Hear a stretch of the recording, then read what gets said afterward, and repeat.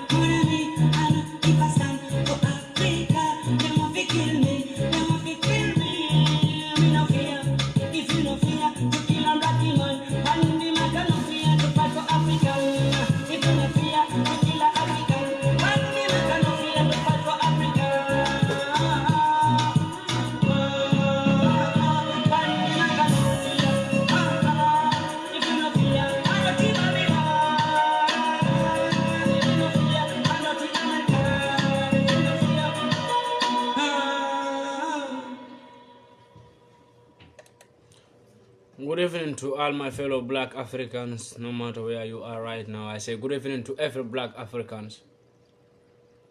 I came back today with a very sad and a very bad emotions that I'm having about Africa, and I need to speak it out.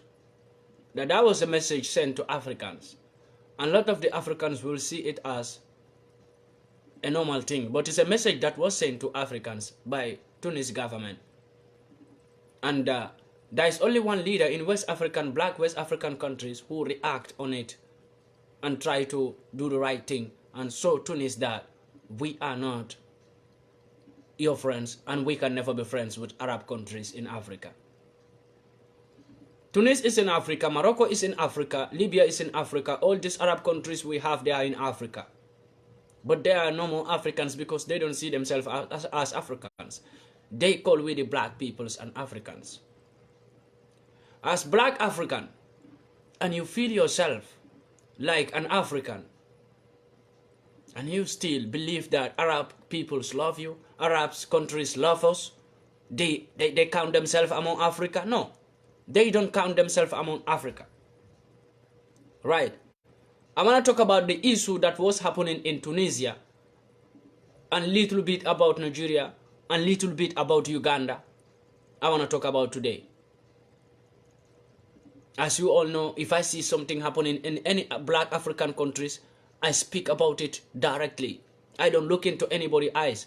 I don't beg nobody to support me or to love me for what I am doing for Africa. If people, African people, see it as what I am doing for Africa is wrong, then the people who see it as wrong, let them keep me in a wrong position. But people who see it as I'm doing the right thing will always be with me, even if it is little that see me as doing the right thing for Africa. First of all, I start with Nigeria. When I made a video about Nigerian election, I see so many Nigerians who send me their messages. Some of them even go to the extent to make video to against me. It's not a problem to against PANDI MAICA, but it's a problem if you still have slavery mentality. That is a big problem to me, no? It's not a problem to me when some of the Nigerians make video to insult me or to comment to insult me. It's not a problem for me. But it's a big problem if I see you as a black African still working with slavery mentality, still you are not welcome. It is a big pity, you know, and I feel bad about that. I don't feel bad because you insult me. I don't feel bad about because you made video about PANDI MAICA and insulting PANDI MAICA. That is a normal thing to me. Since 2015, there are Africans insulting me, and I never answer to them. But why I want to talk about Nigerians, guys who were replying, making videos, insulting me around, is I will tell you the problem of Nigeria today.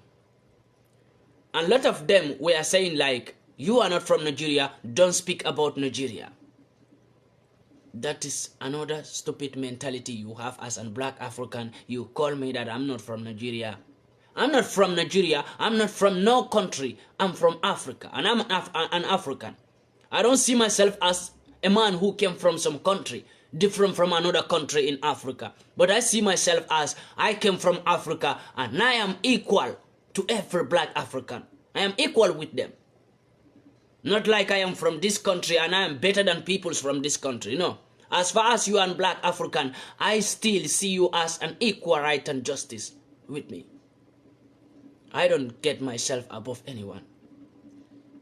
So Nigerians who were making videos about me was Nigerians who were supporters of Peter Obi, the politicians in Nigeria. Nigerians who were insulting me. Those are Nigerians who are the supporter of Peter Obi, a politician. Right? You insult me because of a politician. You fight against me because of a politician.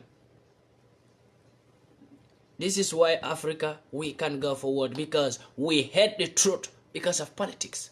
And that politics will never put food on your table.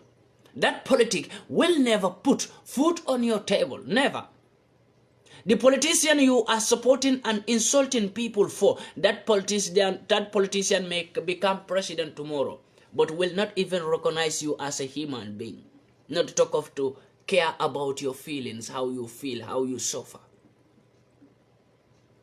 The Nigerians who were insulting me, they don't even know what they are doing. They don't even know. They don't even care about the separation that they are facing. As they said, some of them comment and some of them make videos. Brother PANDI MAICA, you are not from Nigeria, so don't speak about Nigeria. I'm not from Nigeria, that's right. And I'm not facing the separation that Nigerians are facing. But not because of the stupidity of 2 or 3 people from Nigeria who insult me will make me to abandon Nigeria or to stop talking about Nigeria. I want them to understand this, that nobody can make me stop talking about Nigeria. Even the government of Nigeria can't stop me talking about what is happening in Nigeria. I must talk about Nigeria till I die. You know why? Not because of you, not because of me, not because of the government, not because of the politics, but because of what that country contains. Because what I know that country is. It's not like I want Nigerians to look me or I want Nigerians to see me. No. I know what that country contains. This is the main reason I will keep on talking about that country, and nobody can stop me speaking about Nigeria. When I against Peter Obi, Because people don't understand why I go against that man. Why I speak about that man. There are many politicians in Nigeria. I didn't speak about any. I speak about a man who I see becoming a traitor to Africa. And Nigeria is an academic pillar of Africa. We always know that. We always talk about it. That Nigeria is the giant of Africa. That giant of Africa, you want me, who call myself a freedom fighter, to sit here and watch a traitor to Africa become a president in that country. This is why most of the Nigerians were saying, oh, PANDI MAICA, you are not a Nigerian, don't speak about Nigeria because of Peter Obi. Right? But when I was speaking about how Nigerians are suffering, you support me, right? When I was speaking about how Nigerians have been killed, you were supporting me, right? But because I touch a politician that you love, that's why you forget about all what I have been saying about Nigeria, all the good things I have been saying, all the defense I have been giving to Nigeria. That's why you forget about all those things because of one man. Maybe me, PANDI MAICA, I don't say I will better your life, but maybe by sticking with me will be a better life for me and you. But by sticking with a politician will never give you a better life. And this is why Africa is still going back. We are not getting what we want. Why? Because the youth of Africa are dependent on politicians. The youth of Africa are into politics 90% and into their own private futures 10%. This is why none of we, the African youths, are making it. Can't you see? We are not making it because we depend on politicians. We give our lives to politicians. And those politicians don't even know if we exist or not. And when they become president, what do? They took their children and their family to America, Canada for study and for better future. You, me, we sit in that country and suffer when we can't even get freedom in our own countries. But we are the peoples who die for those politicians, who support them to become president. When they become president, they don't know you, they don't know me. Who they know? Their family. And then the family never go on street to fight for them. Their family never go on media to insult people for them. Their family is always keeping quiet and folding their hands. And you are there killing yourself. Why? Before you will kill yourself for one politician, why can't you kill yourself for your family, for your future? That is the unity of Africa. If we are not united as African youths, how do you expect? And when I say this, so many people say, PANDI MAICA, how do you want Africa to unite? Ask yourself and deal with your conscience, your own conscience. Deal with yourself. Don't ask me, how do you want Africa to unite? But deal with yourself. Stop self-hatred. Because when you hate me, you don't hate me. That's why people who hate me and insult me, I laugh at them. Because why? They don't insult me, they don't hate me. They hate themselves, they insult themselves. As a black African, if I stand here and insult another black youth, know that I am insulting myself. And I am destroying myself. I am not destroying that person, but I am destroying myself. Because I call myself an African, a black man. But I am there fighting against my fellow black man, hating my fellow black man for no reason, when we could all come together as one big Africa and fight against those betrayer politicians, betrayer leaders, and take them out. Leaders are not going to make us free, let me tell you today. And in Africa, African youths depend on leaders. We are all sitting and saying we are waiting for leaders to make us free. It will never happen. Africa will never get liberation when we are sitting down and waiting for leaders to do that. Leaders are never going to do that, because those leaders you are seeing being controlled by the same enemies you are trying to get yourself away from. Those leaders are being controlled by those Western peoples. And if we are there sitting down and saying that we want leaders to give us liberation, we want leaders to make us free, we want leaders to take steps. Look, whatever was happening in Tunis, who talk about it? How many African leaders came, black African countries, how many black African leaders came out to talk about what Tunis was doing to black peoples? None of them. But we are sitting and folding our hands and waiting for them to react. And they are never going to react. We are going to lose. We will still keep on suffering in another man's land. They will send us away. They will kill us in their lands and nothing will come out of it. And we can't touch their own people. So you know why? Because we are not united. When we are united, we can deal with them the same way they deal with us. We should not wait for the leaders to react. Let me tell you one thing. If today, Tunis is sending every black African away. If you go to Gambia, you meet Tunis peoples there. If you go to Nigeria, you meet Tunis peoples there. If you go to Mali, you meet Tunis peoples there. If you go to all these black African countries, you meet Tunis peoples there.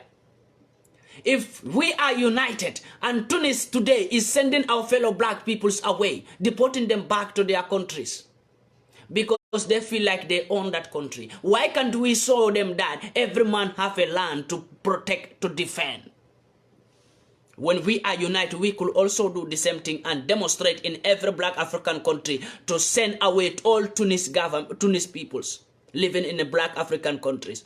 Tunis is not, they are not peoples who you can say they are African friends. We should discuss peace with them. Every Arab country you see in Africa doesn't deserve peace from a black man country. I tell you this today. This is what Morocco have done to we the black peoples and beat us and kill us. Many black youths were killed by Moroccan police officers. Nothing came out of it and nobody complained about it. Today we are talking about Tunis. Saudi Arabia is there making our black sisters as a slave. Nobody is talking about it. Nobody is taking step about it. But Saudi Arabian citizens are going to black African countries and enjoy themselves. And nobody is talking to them. Nobody is stopping them. Because we are all sitting and waiting for the leaders to react. And that is never going to happen. Never. When we came out to speak, we always complain, oh, leaders of Africa are nothing, leaders of Africa are nothing. We already know that leaders of Africa are nothing. So why can't we unite and become one Africa? As the youths of Africa, let's unite and take step of every nonsense that happened to our brothers in any way, in any white man country or in any Arab country. Let's take step. Those government, those leaders of Africa that we are sitting and waiting for them to react, they will never react. And we put them in that position. We have power more than them. But you know, African youths underestimate their own power and they sell their own priority to their leaders, to the politicians, because of the chicken change they give you. A politician give you 10,000 today to support him, or a government give you 10,000 today for you to fight for him and die for him.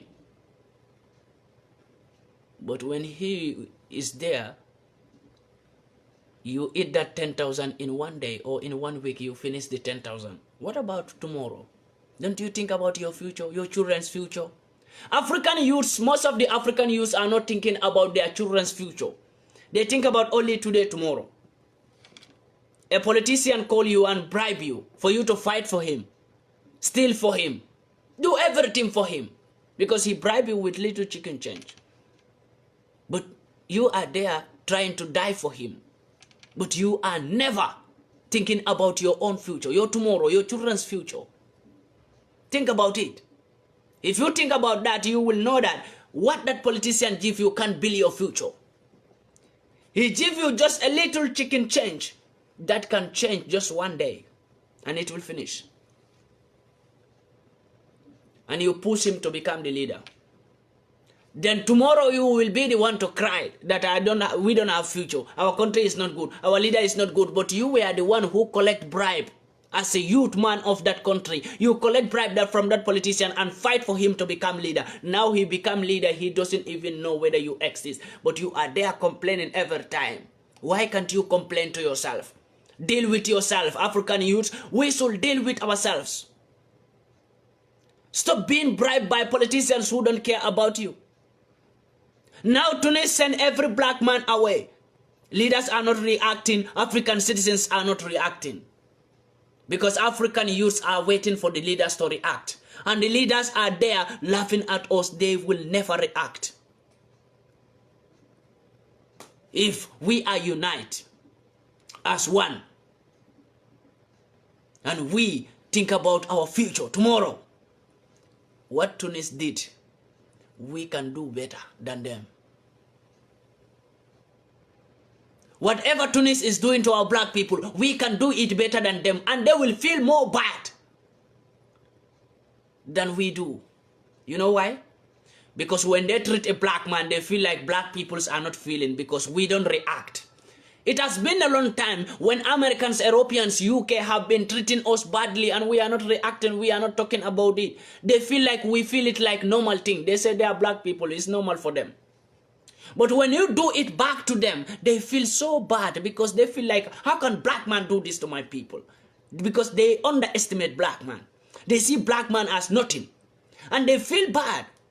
So whatever Tunis is doing to our peoples, we can do it better than them to send their own peoples away.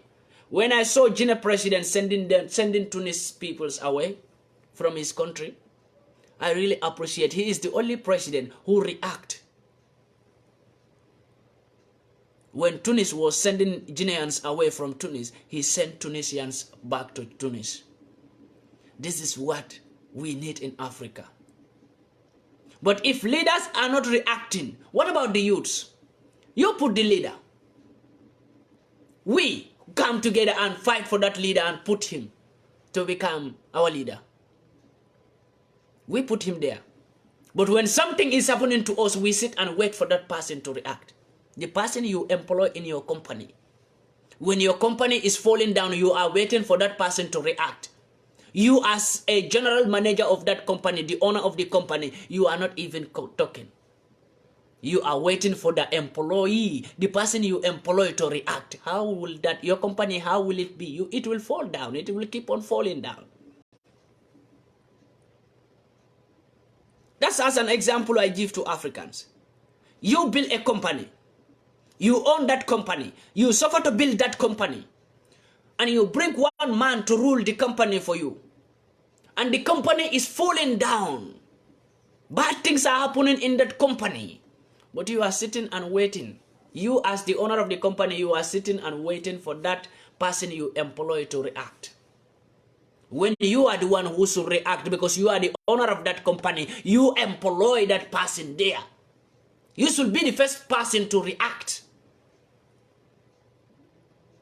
That is African youths. We put the leaders there. We employ them to rule us. We employ them to work for us, and we pay them every month. We pay them. African leaders, we the African citizens, we pay them. They are our employee. We employ them to that position. We suffer, we vote, we fight for them to become presidents. When they become president now, we sit and fold our hands and say we are waiting for them to react, whatever is happening to black Africans. Do you think they will ever react? If they will react, they will have react since when? The death of Mohammed Gaddafi. The death of Mohammed Gaddafi. They will have react. African leaders will have react if they will ever react. They will have react the death of Mohammed Gaddafi. But they didn't react the death of Mohammed Gaddafi, and we the African youths are there still sitting and waiting for African leaders to react on the problem that is happening to us. Whatever is happening to black peoples, it is happening to you, me, and our families. It is not happening to none of the African leaders' children. Their children are in America, UK, Canada, studying, having better life, driving Ferrari. You and me are there. We are in Africa driving bicycles, suffering, in poverty. Every price in that country is high for us. We can't even buy a bag of rice. You and me can't buy a bag of rice. But the president we put there, his children are enjoying. And you expect that man to react. When Americans do bad things to Africa, do you think African leaders will react? When they know all their children are living in America, studying, having a better life, do you think they will react? Do you think they will answer Americans badly? They will never. But you and me, we should react because we don't have no connection with America. Who do America help? Which African citizen do America help? They don't help you. They don't help me. You are not in America. I'm not in America. Even if we are in America, we don't have peace in that country like your president's son and daughter staying there.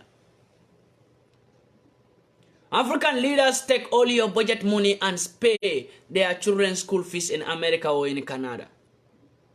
African leaders take your budget money and buy Ferrari or Lamborghini for their children living in Canada or America or UK, for them to have better life. And you and me are here fighting against each other. Because why? Because of one politician or because of one president. You insult me. You fight against me because of that politician. But you and me are in the same situation. I am trying to change that situation that we are suffering. I am trying to reduce the sufferings on Africans. But you are there fighting against me. Supporting the politician. Insulting me because of politician. Insulting me because of a president. A president who don't even know whether you exist or not.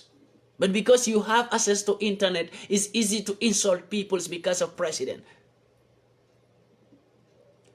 Lot of the people says the way I talk to African leaders is not respectful.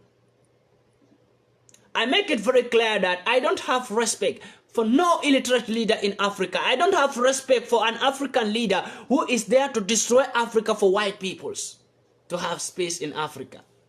I don't have respect for them, and I will never have respect for them. And nobody can make me to have respect for them. Relax. Whatever you say can't make me to give them maximum respect. It's not possible. I will always talk to them in disrespect manner because that's what they deserve from me. When me put them in a position to work for me, they are helping white peoples to have space in Africa and to take all our natural resources. When you and me are there suffering, we who own the country are not benefiting from the resources from that country, but another man from another land is benefiting from our country resources.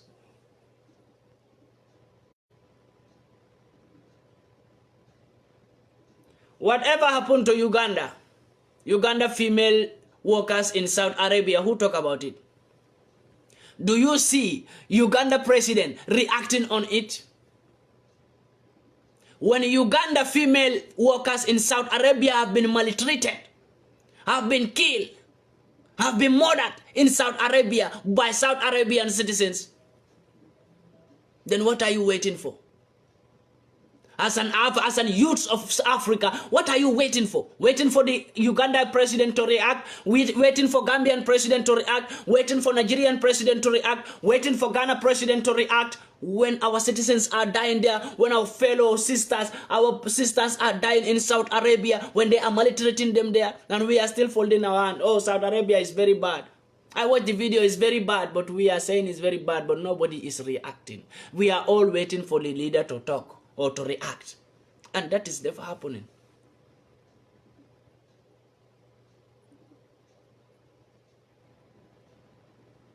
When Americans wake up and go to Uganda and ask for the Uganda president to accept the homosexuality in Uganda, it's a big insult to African countries. When Americans, UK could wake up and they could have that fit to wake up and go to African countries and tell our leaders to accept homosexuality, when that white man, that white prime minister who go to Africa to ask for that nonsense, when that white man have a wife, why he don't go and marry a man? American President Joe Biden have a wife. Why Joe Biden is asking for African leaders to accept homosexuality when Joe Biden have a wife, have a woman as a wife? Why Joe Biden couldn't marry a man? Why? UK Prime Minister have a wife, as a woman as a wife, not a man. He is not a homosexual. Joe Biden is not homosexual. All the European Prime Ministers are not homosexuals. Why are they going to Africa to beg Africans and to force Africans to accept homosexuality in Africa? This is a big insult to black African countries. Why are they not going to Saudi Arabia to ask them to accept homosexual? Why are they not going to Tunis to ask Tunisian peoples to accept homosexual? Why are they not going to Morocco to ask Moroccans to accept homosexual? Why are they not going to Libya to ask them to accept homosexual? But they are going to only black African countries because they know our leaders are fools. Americans will never wake up and go to Saudi Arabia and tell them to accept homosexual. Americans will never wake up and go to Morocco and tell them to accept homosexual. Americans will never wake up and go to Tunisia and tell them to accept homosexual. But they can wake up and go to Ghana, Congo, Togo, Guinea-Bissau, Gambia, Nigeria, South Africa, Uganda, Kenya, all these African countries, they can wake up and go there and ask them to accept homosexual. It's a big insult to black Africanhood. I want to send this message to Americans, that Americans, UK, and all European prime ministers, that it's enough to insult Africans, black Africans. Stop insulting black Africans by going to Africa and telling us to accept homosexuality in our countries. If you accept homosexuality in America, that is America. We don't have nothing to do with that. That's your business.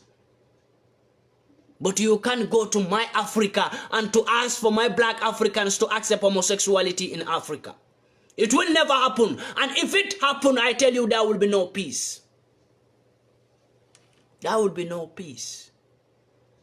I swear to God.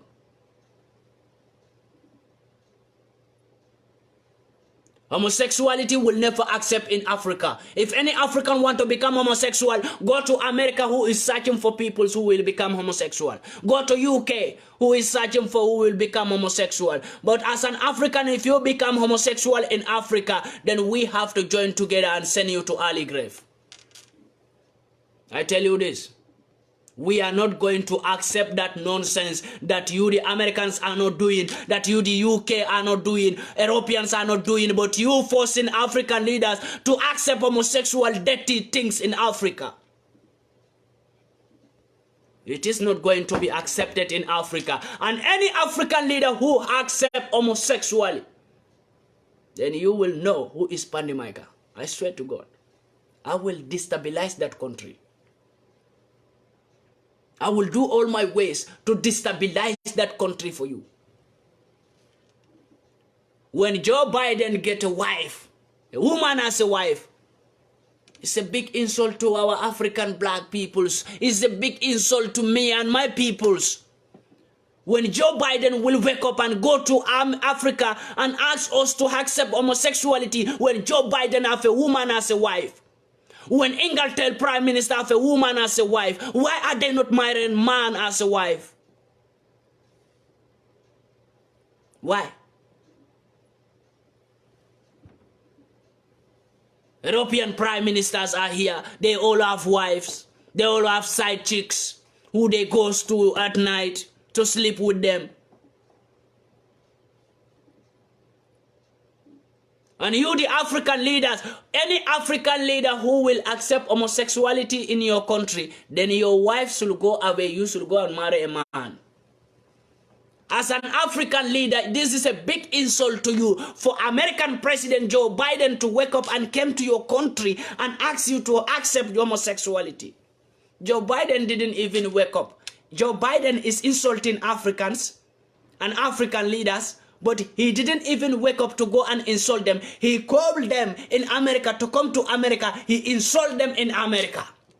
You call me to your country. I came to your country and you insult me. If not the uselessness of African leaders, who will call me PANDI MAICA when I'm a president? You call me in America, and when I go to America, you talk bullshit about homosexuality, then you will be dead. I tell you, you will not live long. Even if you are the president of your country, you will never repeat that in your life, in your entire life. But because of the uselessness of African leaders, they know African leaders are useless to black Africans. Black African leaders are useless to Africa. They have nothing to offer us in Africa. They have never bring any benefit in Africa, only to distract our life, to destroy our futures. If not, how can Joe Biden sit in his office and call Ugandan president to come to America? They have an agenda to talk about. And when Ugandan president reached in America and Joe Biden came to speak out to tell Ugandan president that he should accept homosexuality in Uganda, what did Ugandan president do about this? He just said, no, I will not. Because he knows that video is going to public. But no one knows what he is planning under. In public, they says no. That's African leaders. In public, they said no to homosexual. But in secret, they are signing that homosexual document with American government or with UK government or with European prime ministers and collect the little chicken change from them and benefit themselves and forget about the country. And they are keeping quiet when they see that in the country. I will give you an example. They said Gambia is 90% of Muslim country. Gambia is 90% Muslim, but homosexuality is in Gambia. And the president says he never accepts homosexuality. In public, he said to us, I never accept homosexuality. But Gambian president in secret signed homosexuality with American president. And nobody is talking about it. Every Gambian is seeing Gambia as a good place. We feel like, okay, the president didn't approve homosexuality. But why did Gambia, we have homosexuals in Gambia? Gayism is in Gambia, lesbianism is in Gambia. If the president didn't sign, why is he keeping quiet? He didn't react. Then you should know that they already signed, but in public they came to us and told us that I didn't accept homosexuality in my country. But still homosexuality is in your country. If Americans didn't accept homosexuality, it will never be in their country. No man or no woman will become homosexual in America. But you can see an African leaders who will say, I don't accept homosexuality, but at the end of the day, you find homosexuals in their countries. Who brought it to them? Who? You know, it has been a long time when Joe Biden insulting Africa. And we should say it's enough. Joe Biden, American president, is enough now for you insulting Africa. A young boy like you insulting. I will not call you an old man, because if I call you an old man, I will call you an old fool, Joe Biden. But I will call you a young man because you are too young to destroy that Africa you want to destroy. Joe Biden, you are too young to destroy that Africa that you wanted to destroy now. You are too young. When you think you can just wake up with your own mindset and go to Africa and put homosexuality in Africa, Europeans, Americans, and UK know what homosexual bring to them. They know it. Homosexual bring distractions in your country. They know. That's why they can never have peace. We think Europeans, Americans, UK, they have peace. That's what we think. They don't have peace. That is God punishment on them for accepting homosexual in their countries. And they want Africa not to have peace also, because they are not having peace. They pretend that they are living good. Their peoples are living in democracy, but there is no democracy in their country. There is only human right. But they push Africans to human democracy. And Africans are now jumping up and celebrating democracy. But there is no democracy in America. There is no democracy in Inglaterra. There is no democracy in all European countries. I tell you this. There is only human right. Only human right they have. But they don't have no democracy. If Joe Biden could wake up and insult the whole Africa, and everyone keep quiet. If I'm a president right now in Africa, as Joe Biden go to Ugandan president and ask him to accept homosexuality, even if I'm not the president of Uganda, I will wake up and answer Joe Biden directly. And I will warn him not to call any African leader to tell them to accept homosexuality. Joe Biden, you can only command America, but you cannot command Africa. That's what gives me more pain about African leaders, how useless they are. A man ruling his country came to your country and tell you what you have to accept in your country.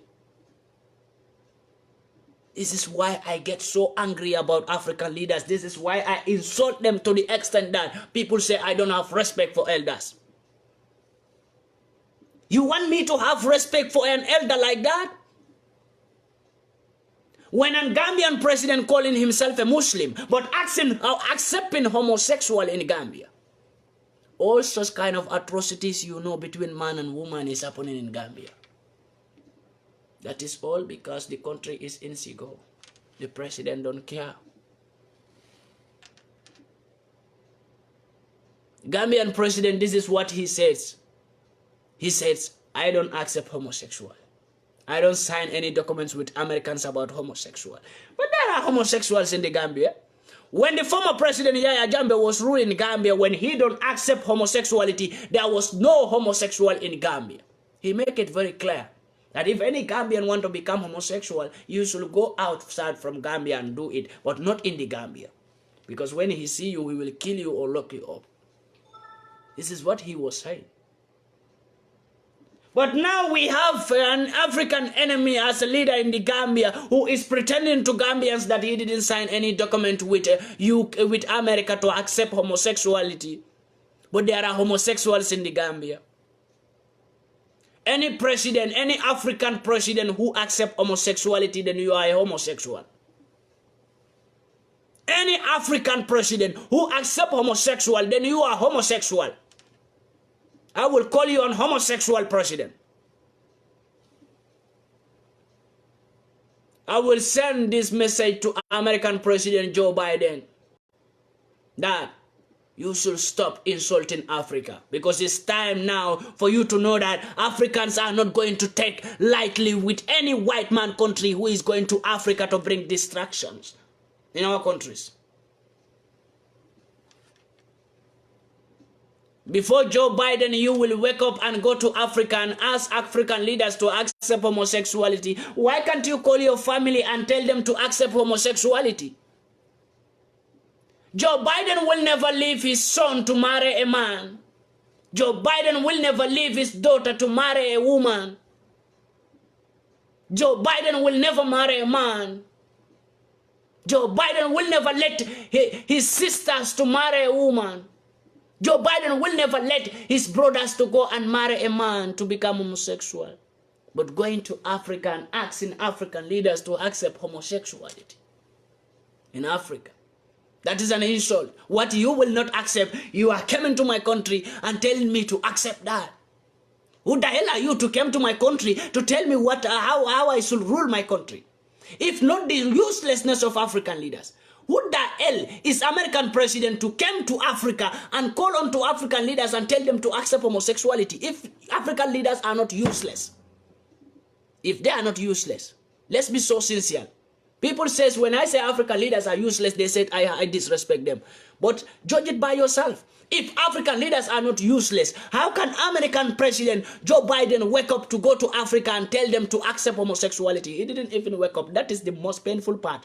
Joe Biden didn't even wake up from America to go to Africa and tell them to accept homosexuality. He called them. Mr. President of this country, come here, I have an agenda to speak with you. They fly over and go to America.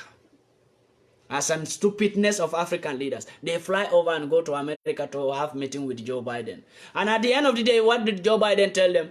I want you to accept homosexuality in your country. Without no backing, with ball. This American president, Joe Biden, said it with power. I want you to accept homosexuality in your country. And at the end of the day, they will come out to tell us that, oh, Uganda president didn't accept homosexuality. They will start doing rubbish interviews with those presidents. But I know Uganda president have already accepted homosexuality. I will tell you this today, and people who are living in Uganda will witness whatever I am saying right now. I give you just 3 months, then you will hear that Uganda become homosexual country. Sign it from today. It's from me. If it doesn't happen, come back to me and tell me, PANDI MAICA, you are a liar. If it doesn't happen, come back to my page. Send me a message. My number is there. Take my number, send me in WhatsApp and tell me that PANDI MAICA, you lie. It's 3 months now, and in Uganda, we have never seen any homosexual here.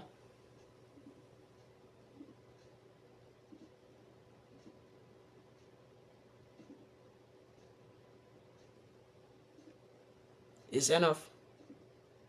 Insult on Africans. Joe Biden, American president. Who the hell is Joe Biden? Is it because the name of America is like the giant of the world? That's how they call it. But while they are fooling us, America is just a slave to Africa. While Africa make them survive. Without Africa, America cannot survive. We give them whatever they have today. Whatever Americans have today was stolen from Africa. Whatever beautiful things they create today, been created there today. was created by our great-grandfathers who was captured and given to Americans as a slave. So if anybody who become the president of America and you think like you have control over the world, how do you control over the world? Joe Biden don't have respect for black Africans. Even all these white leaders, none of them have respect for African leaders. Why? Because they always beg them. A man who you are feeding every day, you are still going to that man to beg him. Africa is feeding white European countries, UK, America. Africa is feeding them. But African leaders are still underestimating the power of Africa and still going to them to beg them. This is why they don't respect African leaders. If not, can Joe Biden call me to go to America because he have a agenda to speak with me when I am a president? When I become a president, when I am a president, Joe Biden will have the fit, will have the power to call me. PANDI MAICA came to America, I have an agenda to speak with you. Then I will tell you, get the hell out.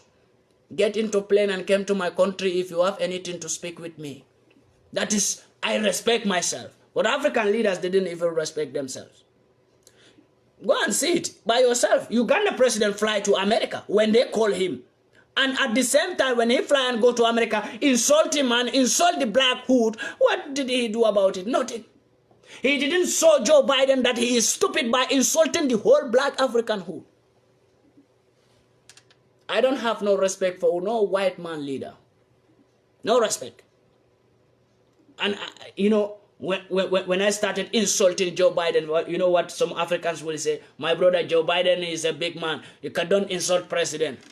But you see that man insulting the whole Africa. You, me, our parents, that man insult all of us. You never talk about it, boss. You see some Africans who will against me that, my brother, you are insulting Joe Biden and he is older than you. But when Joe Biden is insulting your parents and my parents, it's a normal thing. As a black African, you will against me because I speak against Joe Biden's reaction toward Africa. Joe Biden is a human being like you, me. He is just a fool who don't understand the reality, but only understand the fake things. Joe Biden is a fool. I said it. And anywhere they take me, I can say the same thing. Joe Biden is a fool by asking African leaders to accept homosexuality. He's a fool. And any European country, any European prime minister or UK prime minister, if they do the same thing, they are fools. I said it. And I'm not going to be afraid to repeat it anywhere. Your power is not a power to me. God's power is a power to me. To become a leader in a country doesn't make you a powerful, then I will look you like a powerful man. No.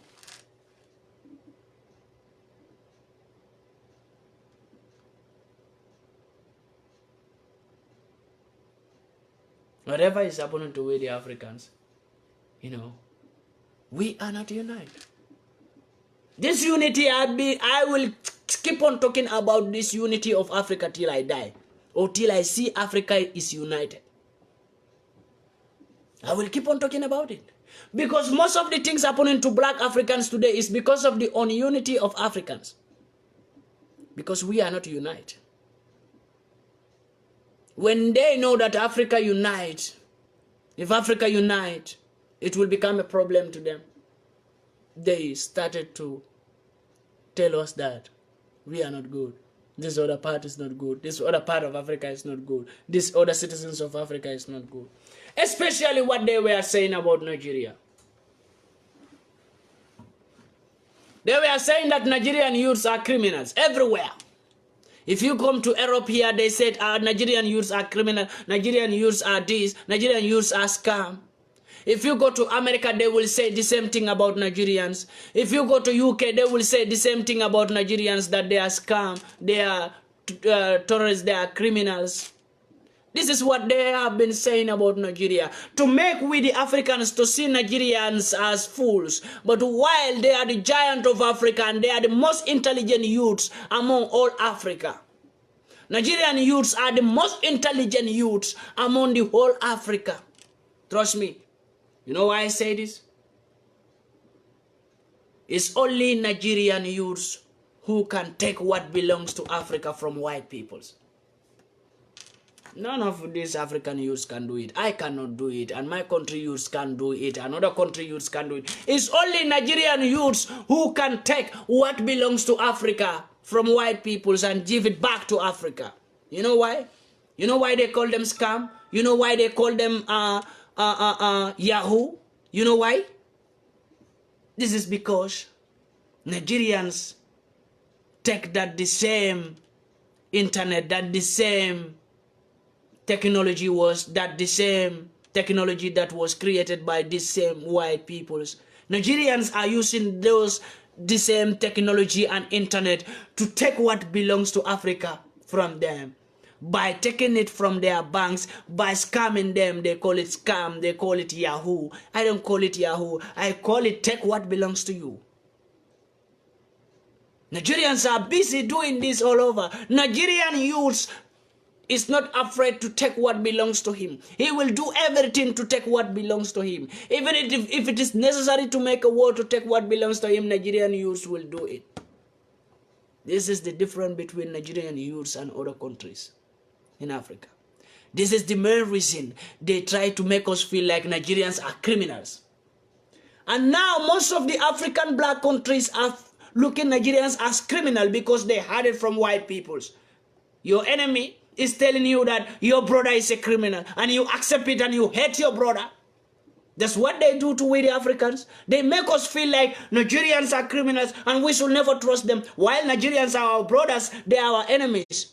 Americans, Europeans, and UK, they are our enemies. Nigerians are our brothers, but they are telling us that our brothers, Nigerians, are criminals, are scams, to make us feel like our brothers are not good, while they are not the good one.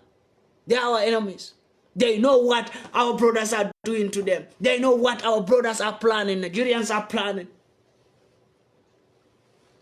Remember about the most internet influencer called Host Poppy from Nigeria, who based in Dubai, was collecting $1 from all American citizens' account.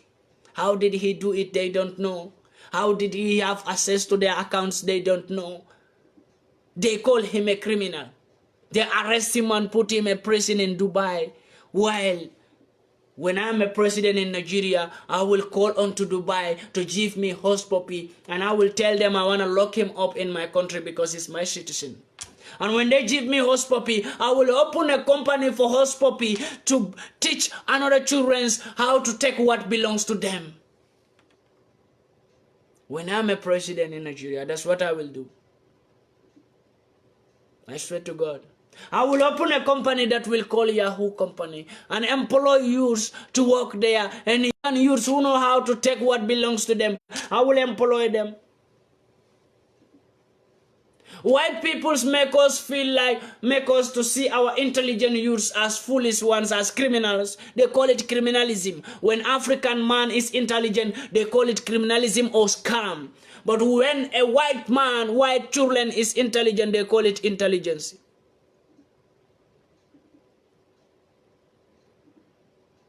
There was an American young boy, 9 years old boy, who was taking $1 from all American bank accounts, from all American ATMs.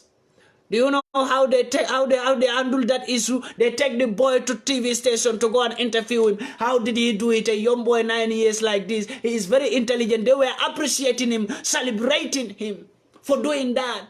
How did he do that? But African now, Nigerians are doing it. They call it a scam. They call it criminalism. You see what I'm telling you, my fellow Africans? When you understand what I'm trying to tell you, come on. You will know these people so much. An American young boy, 9 years, who was taking $1 for almost 2 years. He was doing that, taking $1 from every American ATM account, taking $1 from them. When they finally find out where he stays and he is the one behind all this, They really take him to TV to interview him. How did he do it? They were celebrating him. They were saying, oh, he's very intelligent young man. How did you do this? They were celebrating him in America. But now that same America is telling we the Africans that those same thing, the same thing that their 9-year-old boy do, the same thing that Nigerians are doing, they are telling us that Nigerians are criminals. Nigerians are scams.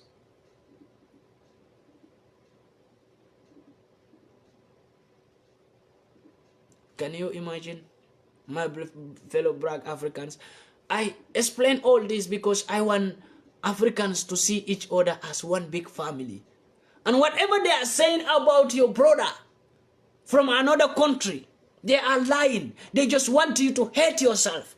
Because when you hate Nigeria, you hate yourself. When you hate Nigerian youths, we can never be united.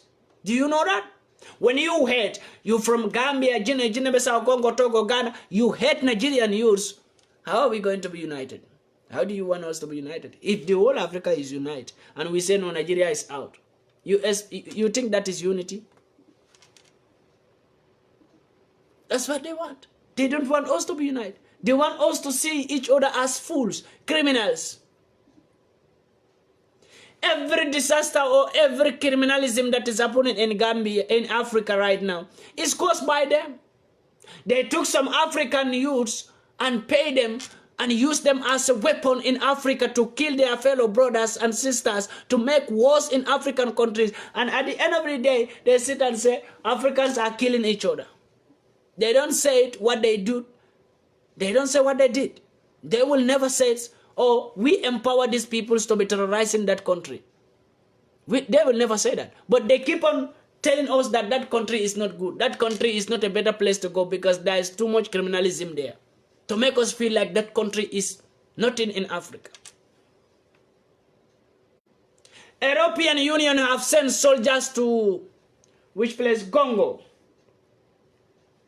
European Union have sent soldiers to Congo. To do what? To do what? I am asking European Union this question. You send your soldiers to Congo to do what? You think we don't know what you are trying to do in Congo? Because Congo have a fuel and oil there. And you try to tell us that you are protecting that area because there is terrorism there and you are helping them. Which time do European Union start to help Africa? Which time? When? When do European Union start to help Africa? When? Come on. European Union should stop fooling themselves because they are not fooling Africa.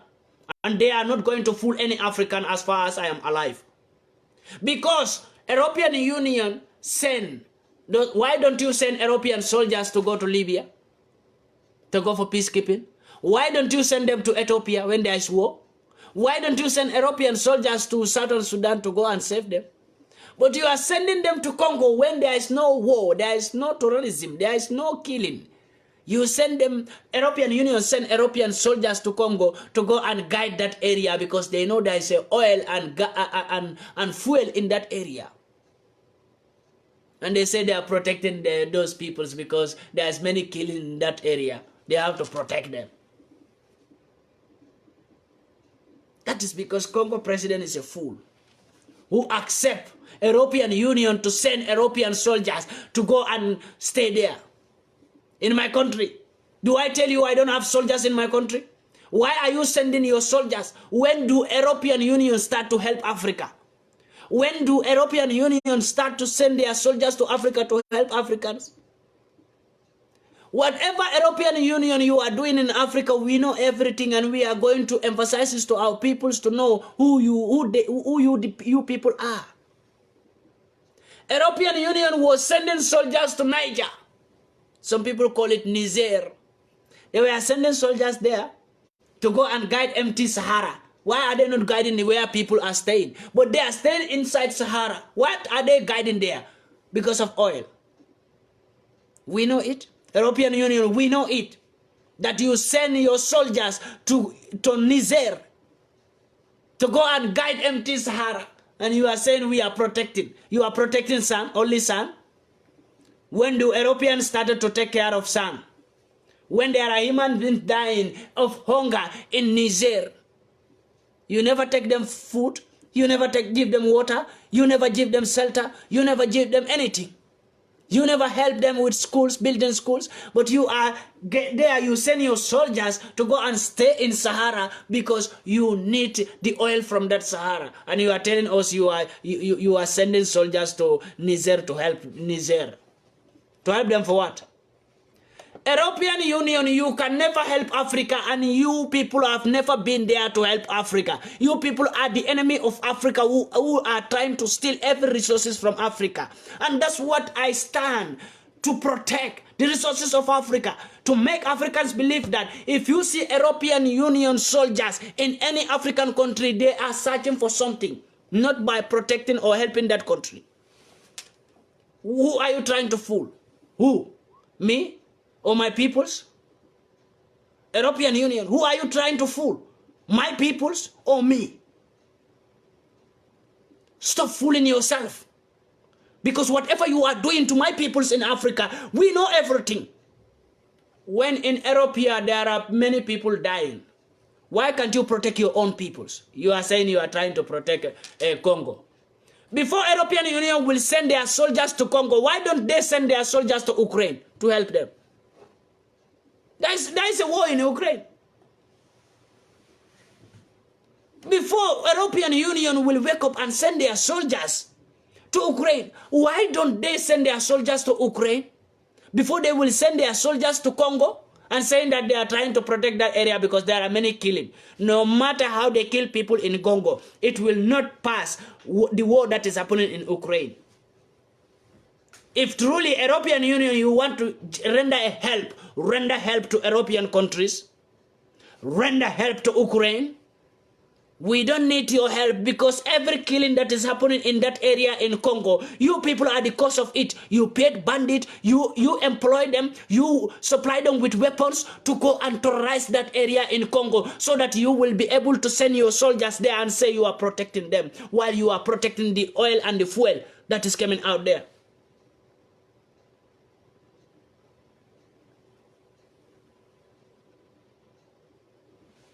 Stop this nonsense. It's the high time you people know that we are waking up, and we know every plan that you people were doing since. And now we want to stop that rubbish in Africa. It's never going to happen. It's never going to happen. How many people are dying by gun in Europe here? Why don't you protect that? There is terrorism in Europe here.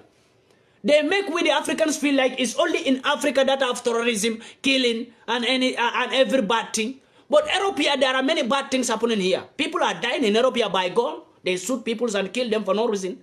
No one knows who killed them. That is terrorism. And terrorism is happening in Europe here. Why European Union don't stop that? Why they don't react on that? But they are always talking about the bad things that is happening in Africa. And they are the cause of those bad things. If you leave Africans alone, you leave Africa alone, there will be no war in Africa, and there will be no terrorism in Africa, because Africans love each other. But you try to bribe some foolish Africans and employ them and supply them with weapons to terrorize their own area. Any area you find out that there is oil or gas or fuel or diamond or silver, you try to terrorize that area. And you, at the end of the day, you send your soldiers. You said, they said European Union sends soldiers to go and help that country because there is a terrorist killing people there. So that we will feel like European Union care about Africa. Most of the Africans are thinking like European Union is helping Africa. But I want to make it clear to all Africans that European Union is not helping you. They are the one causing those killings in your country. They are the cause of every war. Anywhere they send their soldiers and they said, we send our soldiers to guide that country because there is a killing there. Every killing that happened there, they are the cause of it. They cause it because they see something there. They can't have access without making war. They must employ some foolish Africans and supply them with weapons. When finally in Nigeria, Boko Haram, the weapon they were using, finally we find out that those weapons that Boko Haram was using were the same weapons that was sent to Ukraine. Listen, Africa. knowledge, experience, power. Nigeria, the weapons that was given to people who were terrorizing in Nigeria, we find out that that same weapon that was sent to Ukraine. Who sent those weapons to Ukraine? America. America was the one sending those weapons to Ukraine. And who take the same weapon? They are the same. So where do those weapons come from? They are the same weapons that was given to Ukraine to defend themselves. Same weapon was sent to Africa, Nigeria, to terrorize that country. Then who gave them those weapons? Who? Africa, start thinking. This is the high time you know what is happening to your peoples. And you know whatever happened to your people, what is the cause. Search for it. Find out the truth. If you can search for the truth and find out what is happening to your people, listen to people who know what is happening there.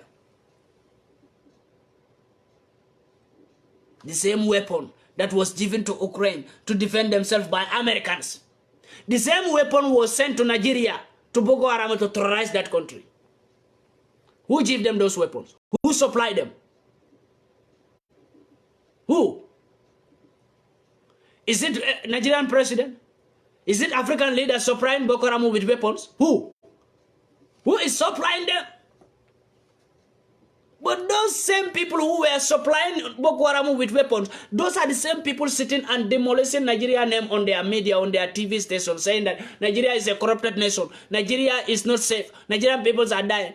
In northern part of Nigeria, there have been killing peoples in northern part of Nigeria for how long? Who talk about it? Who knows why that killing will never stop in northern part of Nigeria? There is a gold, diamond, silver, oil, fuel in northern part of Nigeria. That's why killing will never stop there. Unless those enemies of Africa, unless they get that natural resources of that northern part of Nigeria. That is the time they will stop that killing. If not, they will try to kill everyone in that area, in northern part of Nigeria, so that they will all transfer. There was a time when northern part of Nigeria, their people were transferring, going to east, west, leaving their houses because there is too much killing. That's what they want. That's why they cause killing there. They cause the terrorism there.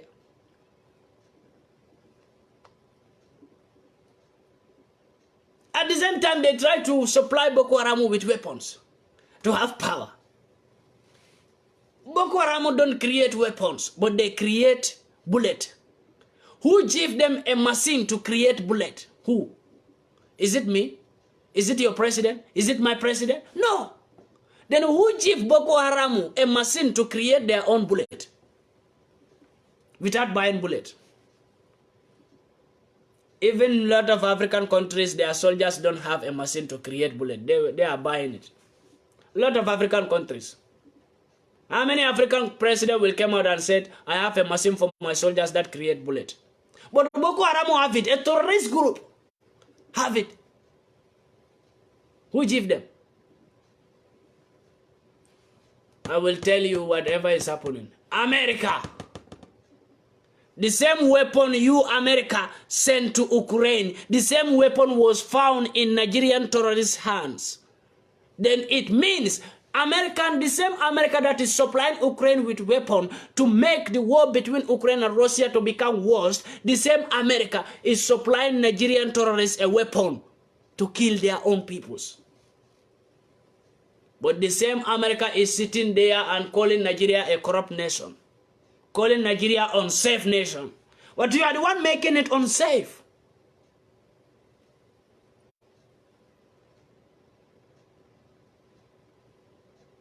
But Americans are here telling us that Nigeria is a terrorist country. Nigerians are killing each other. Nigerians are criminals. They make the whole Africa to see Nigeria as a weapon place, weapon free, killing free. They make all Africans to think like this about Nigeria. But the cause of it is not the cause of Nigerians. It's the cause of Americans, France. In 2019, there was a weapon they find out that was from France to Boko Haram. Who talk about it? Nobody questioned France President Macron. Nobody questioned him. To tell him that there was a weapon found in terrorist hand in Africa and that weapon was from your country. How did your weapon get to Nigeria? Nobody questioned him. Nobody. Europeans didn't question Macron about that French president. Americans didn't question because they are all on the same page to make wars usual thing in Africa.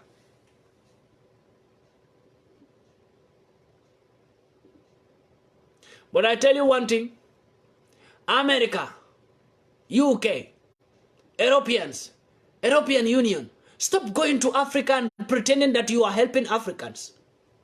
We know you are our enemies. You will never love us. You will never render us help. Only thing you could render us is problem and war and terrorism in Africa. We are tired of seeing your peoples in Africa. Okay? Americans, we are tired of seeing your peoples in Africa. Joe Biden, we are tired of hearing an insult from you to the whole African black hole. And I want to send this message to Joe Biden that anytime you repeat the same nonsense you did with Ugandan president to call him to come to your country and ask him to accept homosexual in his country. Anytime, Joe Biden, you repeat this, I will come out for you. Joe Biden, this message is going to Joe Biden. I don't care if you are the giant of America, but you are not giant of Africa. I'm telling you that. PANDI MAICA, you are too small in my eyes. If you are too big in the eyes of Americans, you are too small in the eyes of Africa. Joe Biden. So I am telling you, anytime you repeat the same nonsense you did with Uganda president by calling him to fly to come over to your country and ask him to accept homosexuality in your country. Joe Biden, if you accept homosexuality in America, that's where you rule. Your law is good there. Whatever you said, they should do it because you are the president of America. We don't care about that. We don't want to talk about that. The only thing is, don't call on to African leaders and call them to come to America and at the same time you are telling them to accept homosexuality in Africa. We are tired of seeing Joe Biden coming out to insult the whole Africa and nobody is talking about it. Who the hell is Joe Biden if he will come out on the whole media and insult the whole Africa and nobody is questioning Joe Biden? Who the hell is Joe Biden? American president, you are not a god, you can never be God, you are not an angel, and you can never be angel. You are a bloody fool president in America who is trying to demolish Africa with your evil words and your evil deeds. And we are not going to take any nonsense from you again, Joe Biden. I am telling you this, we are not going to take any nonsense insult from you. Any one more word from you like this to accept homosexuality to any African country, I tell you, Joe Biden, you will regret it. I will come out for you. I am not threatening or saying any words, but I am telling you what I am going to do. I will come out for you. You cannot fuck with Africa and you expect Africans to see you as a good man. Who the hell are you, Joe Biden, if you think you can insult the whole Africa? And you expect Africans to sit and watch you like that. If African leaders are afraid to tell you that Joe Biden, you are a fool, then I, PANDI MAICA, I'm not afraid to tell you that Joe Biden, you are fool, stupid, and idiot.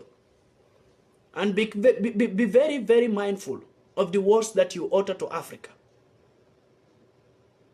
Stop calling African leaders and telling them to accept homosexuality. Homosexuality will never be accepted in Africa. Never. If any white man want to become homosexual, remain in your country and be homosexual. We don't care about it. But if you go to Africa as a white man and telling Africans to accept homosexuality, we will send you to your early grave. I swear to God. We are not going to take this rubbish. It's enough now, it's enough. You can do whatever you want to do in your country. Nobody care about it. But you cannot go to our country and try to tell us what to do in our countries. Joe Biden, you have your own religion. Africans have their own religion. Go with your own and let Africans go with their own. In our religion in Africa, we don't accept homosexuality. And in our cultures in Africa, we don't accept homosexuality. If you, Joe Biden, will not marry a man, stop insulting Africans by telling Africans man and man, woman and woman should get married. Stop insulting Africans, Joe Biden. I will be happy if my message can reach to you, Joe Biden, to see us, PANDI MAICA is ready to go in any length with you. I don't care who you are, and I don't want to know who you are. But the only thing is, you can do whatever you want to do with Americans. I don't give a damn. You can put a law in America, any kind of law you want, but you cannot make a law for Africans.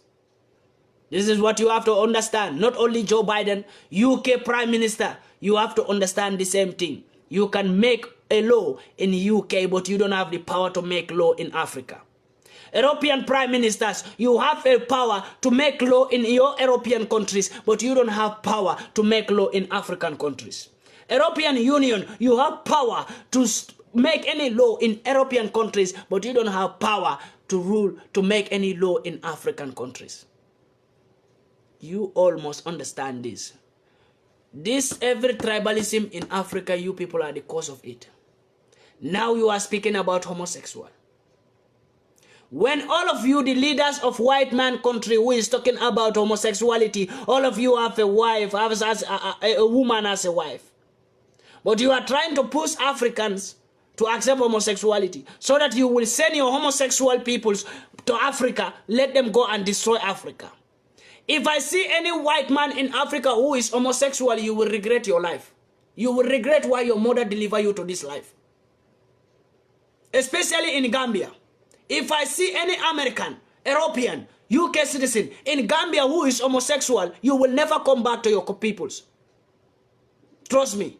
I make it very clear. If you like, take it as a threat.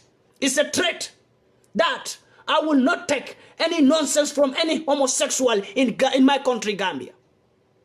I will not. If the president is afraid to tell you this, I am not afraid to tell you this.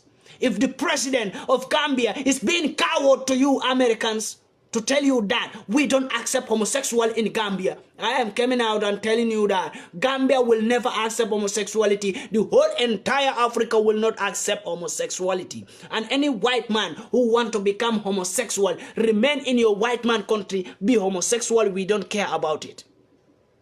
But in Africa, if you go there, then you will never go back to your peoples. I tell you this, take it as a threat. That's it. It's a threat. It's not like I'm begging you, because that's my continent called Africa. You, the Europeans, put every kind of law on migrants, on black peoples. We accept it because we are the peoples who came to your country.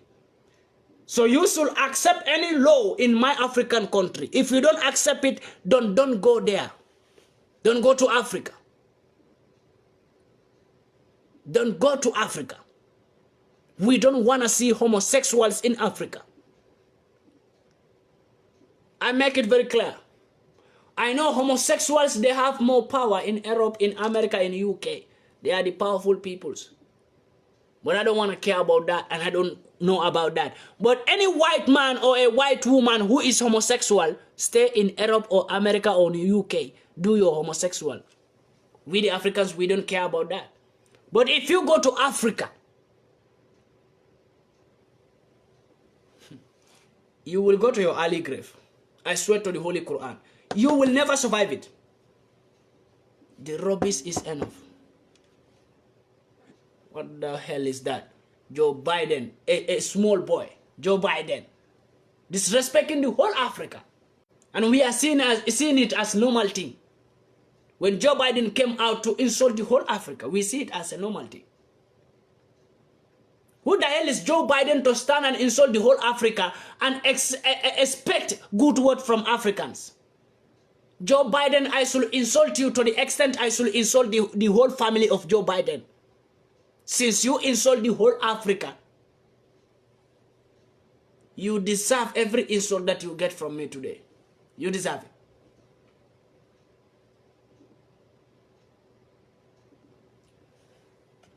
No problem.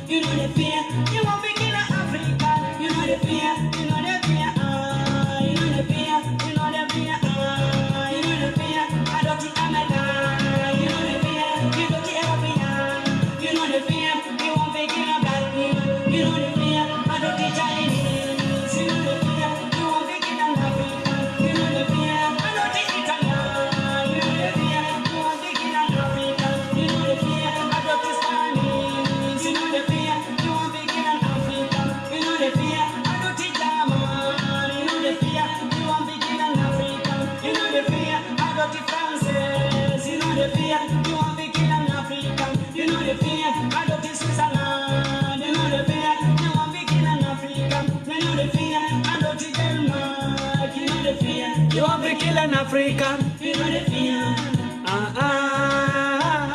You know the fear, man. You know the fear, African.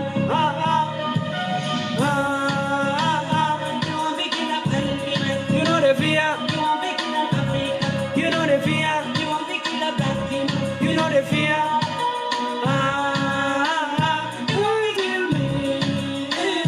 Black man suffering, African suffering, black man suffering, black man dying each and every day. You want to kill a PANDI man, you want to kill a PANDI man, you know the fear, you want to kill a PANDI man, you know the fear.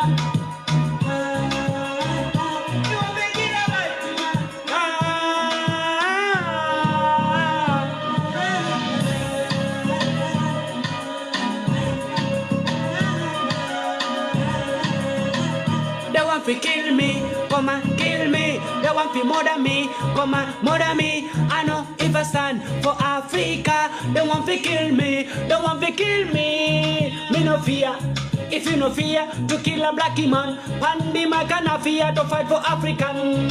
If you no fear to kill a African, PANDI MAICA no fear to fight for Africa.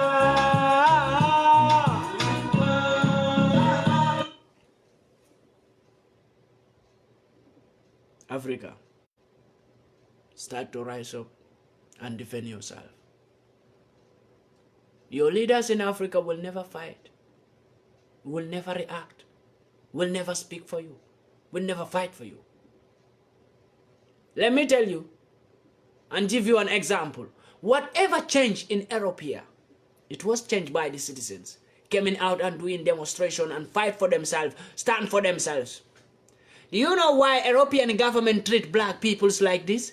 Because their citizens came out to tell European government that the way they are handling black people, they don't like it. They should handle black people as a stranger. They should not handle them. They should not pity them.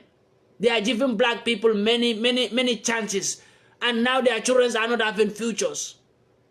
Europeans complain about this. European citizens, they complain about this. And that make the living of a black man in Europe very difficult.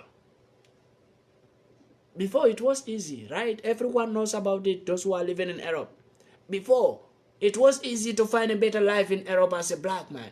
But now it is very difficult because their citizens came out to command their government to reduce the helping hand that they are giving to black peoples. And they reduce it by force. Citizens stand. But we are there waiting for our leaders to chase white peoples away.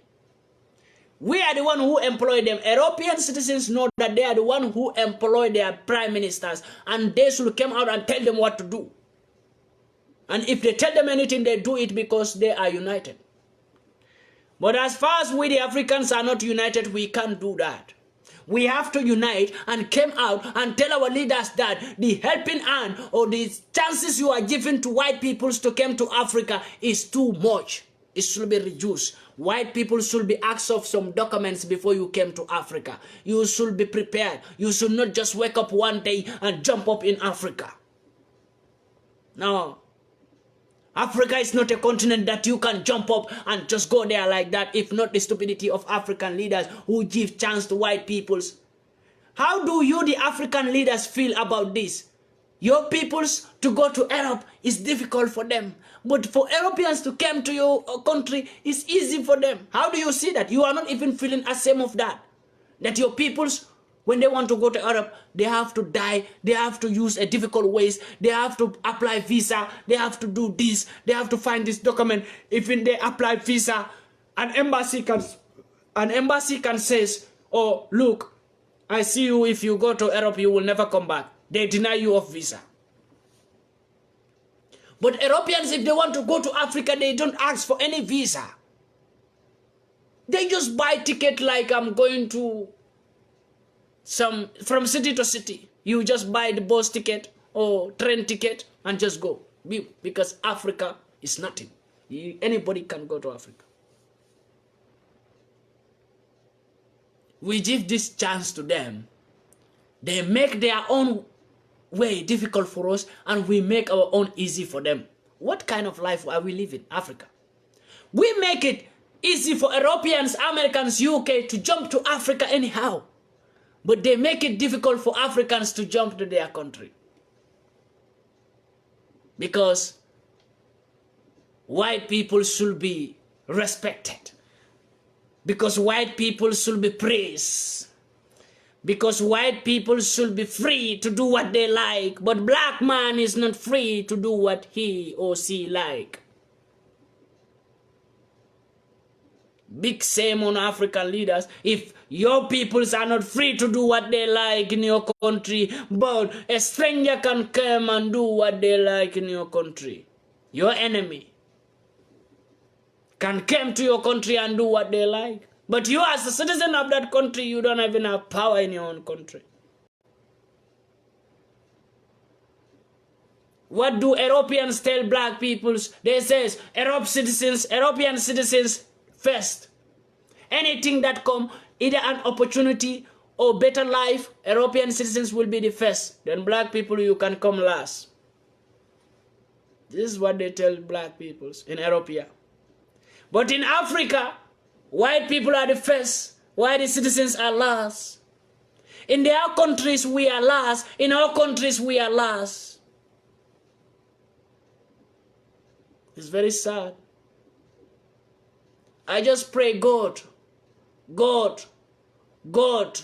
3 times I go on to God, to beg God, to beg God, to beg God 3 times to let me rule my country just for 5 years. I swear to the Holy Quran. I swear to the Holy Quran. I swear to the Holy Quran 3 times. Wallahi, billahi, tallahi.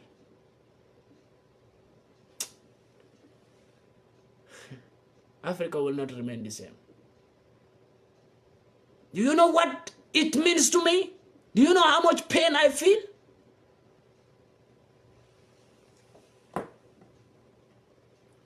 If I become president, I don't want to associate with no white man country.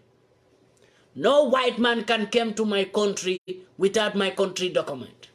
If you came, then you have to become a migrant in my country. The way my people live in your country, that same way your people will live in my country. Let me see how you will feel about that.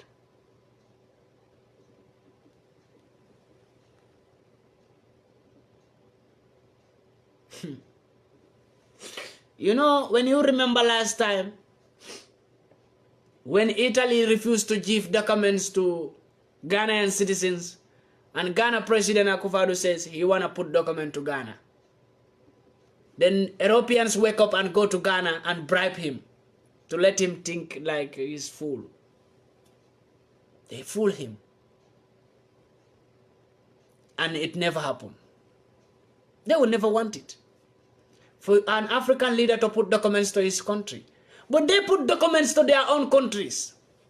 If you came to Europe, you can't fly back to Africa without document, because if you fly back, you will not be able to come back with flight because you don't have document. You will not even pass your own African airport without European document, because that is the European rule they give to Africa also. That your people must not leave your country to come to my country with aeroplane without my country document. And Africans stick to that. They keep that very well. A white man policy, they keep it very well. What about your own policy? What is your policy? As an African leader, you keep white man policy very strong. No black man can fly from African airport without European document and you want to come to Europe. It can never be possible. They will beat you in that airport and send you back. Africans keep white man policy strong. But what about African policy? Where is African policy? How do Europeans treat your own policy? You don't even have, we don't have policy. That's why they can't react. If not, if Africa tell Europeans that your citizens should not come to my country without my country documents, your citizens should not fly with aeroplane to come to my country without my country document, because if they came, I am going to treat them in a bad way, and there will be a consequence. And if they came in an illegal way to enter to my country, if I catch them, they will become migrant in my country. If every African stick to this, Europeans will calm down. They will know their level. They will know that they are poor. They are nothing without Africa. Americans will know that they are poor. They are nothing without Africa. UK will know that they are poor. They are nothing without Africa. But you know how they treat African leaders, how they treat them? They treat African leaders with a visa. I will cut visa with you and with your country to my country. This is how Europeans treat African leaders. One last time when I think about Gambian president, when he says he denies something, I think it's homosexual, right? Is it homosexual or something? There was something, a proposal that Europeans give to Gambian president, and Gambian president say he's not going to accept it. And European says that okay, there was deportation, very good. Deportation from Germany to deport Gambians back to Germany. And Gambian president is not ready to accept it. And they said, if Gambia don't let the deportation plane to land in the Gambia, they are going to cut visa from Gambia to Europe. By force, Gambian president accept it. Visa. Go cut visa from Gambia to Europe. Cut it. Cut it down.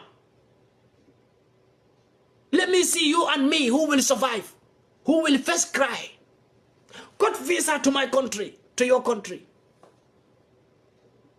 You can see European Union is trying to defend them, to do atrocities on Africans. But European Union is not there to help Africa. That's what you have to understand. Because when Germany want to deport Gambians, Gambian president says he is not going to accept the deportation plane to land in the Gambian airport. Germany will run to European Union to tell them what is going on between them and Gambia. And European Union say to Gambia that if Gambian president don't accept the deportation plane to land in the Gambian airport, they are going to put sanction on the visa between Gambia and Europe. This made Gambian president to feel afraid because he can't sit in Gambia without coming to Europe. He feel like if he don't come to Europe, he will die. Because he must come to Europe and beg them because Gambian president refused to work. He is not working. Gambian president is not working. And he have to come to Europe every year or every 6 months to beg them for something. So, if you are not ready to work, you must beg. Why are most of the African leaders begging Americans, UK, and Europeans for money? Because African leaders refuse to work. If not, what Gambia have? Only farming can make Gambia a developed country. Gambia is too small to be developed. Only farming can make Gambia develop. Trust me. Farming is a very good thing in Gambia, and we have the lands. What was the former president doing before farming? That's why he's separate from Europeans, Americans, and they call him a dictator. Because any president who refused to accept the world global economy, to join the world global economy, Europeans, Americans, and UK, they call that president in Africa a dictator. Gambian former president refused to join to put Gambia in the world global market. And Europeans were angry with that because they were not getting any benefit from Gambia at that moment. Americans were angry. But the Gambian president now, the president we have, is a man who don't care about Gambia, who don't want to work. But he always want to see taxes coming into his pocket, and so that he could fly and go to any country of his choice. His children are living in America, in a very beautiful building, driving Ferrari. Gambian president, his first son is in America, enjoying himself, without taxpayer money.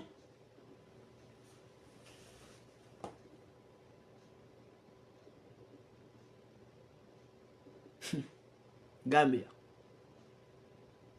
That country must be free. You know why? Because the way people look the president of Gambia, that's not the same way I look him. The way people keep him, that's not the same way I keep the Gambian president. That's any leader in Africa. If you become fool, I tell you directly that you are a fool. And I don't keep you as someone who is wise. I keep you as a fool. Gambian president is refusing to work and to give a helping hand to farmers in the Gambia. Last time, I saw it when they said he bought some tractors for Gambian peoples.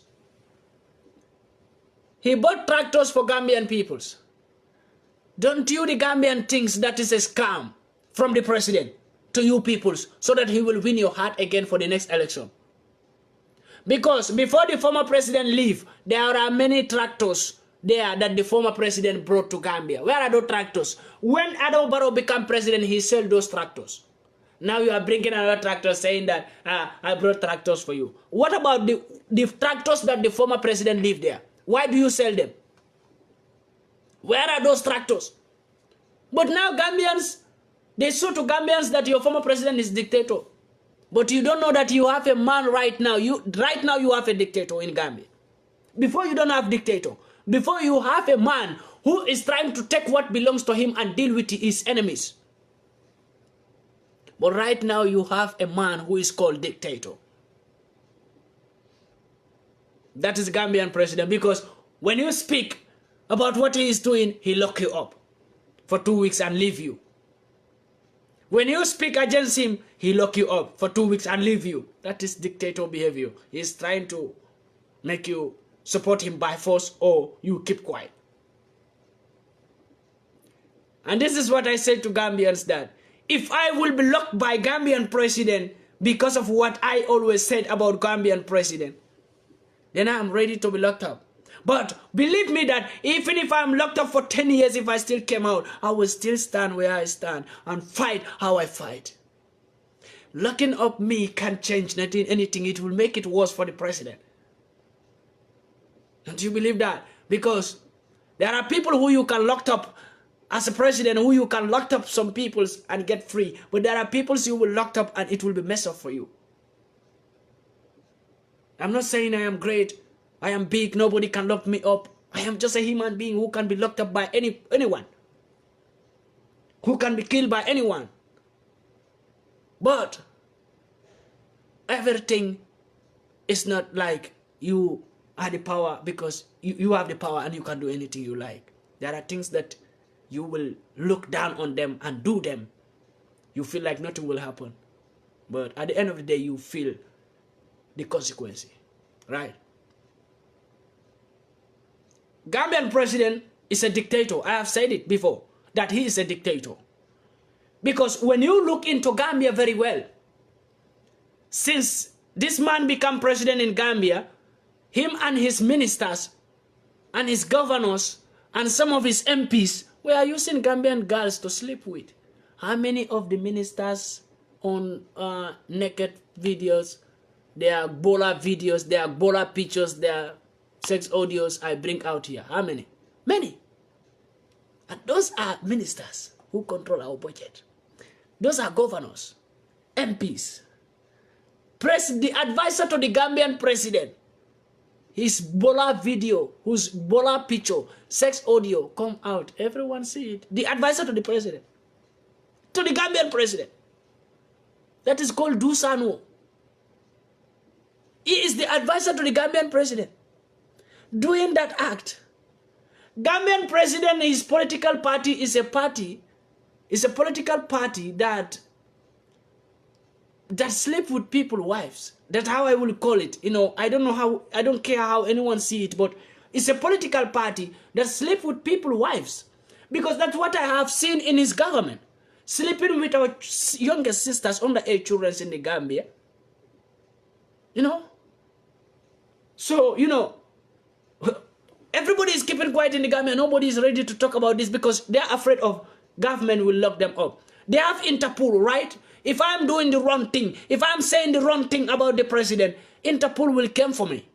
Don't think I am in Europe, they can't arrest me. They can arrest me even if I am living in America. They have Interpol, right? They can arrest me if I'm doing the wrong thing for my Gambia, for my peoples. If I'm saying the wrong thing about my Gambia, if I'm trying to displace Gambia, they will come for me. No matter how I'm living in Europe, they will still come for me because they have Interpol. But why are they not coming for me? And if they came for me, I'm not afraid to go. There are people who you can remove Europe and take them back to Gambia because you have Interpol. But there are people who you can't move. There are trees you can move from one place to another. There are trees also you can't move. There are trees if you move from one place to another, they die. But there are trees if you move them from one place to another, you die. Not that tree. You will die. But that tree will not die. It's a proverb. If you understand this. So if people think like I am trying to destroy the name of the Gambian president, or I am trying to see, or I am trying to make politics jam with him, I make it very clear, I am not into any politics in Gambia. I don't like politics. Politics go away. If I want to go into politics, I will form my own political party and become a revolutionary in the Gambia and ask for presidency. If I want to go into politics. I will not stand to tell you the Gambians, oh, this is, if you vote for me, I will do this. I will just say I want to become president. If people believe me, let them put me in power. Then whatever I will do if I become president, only me and God will know that one. But I'm not going to give you empty promise. Vote for me, I will do this. If you vote for me, I will do this. I was climbing Kaba, a tree of Kaba, 300 or 500 meters. If you vote for me, I will put internet in your garden. You will sit in your house and water your garden with your phones. There was the president was telling this to Gambians.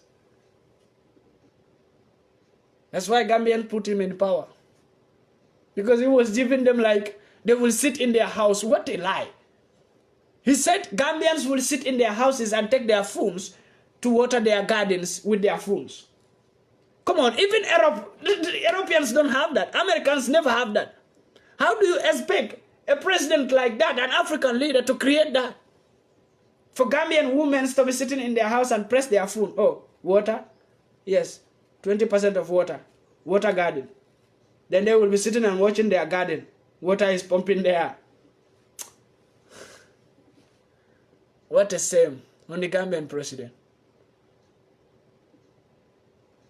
What a shame on you, Mr. President.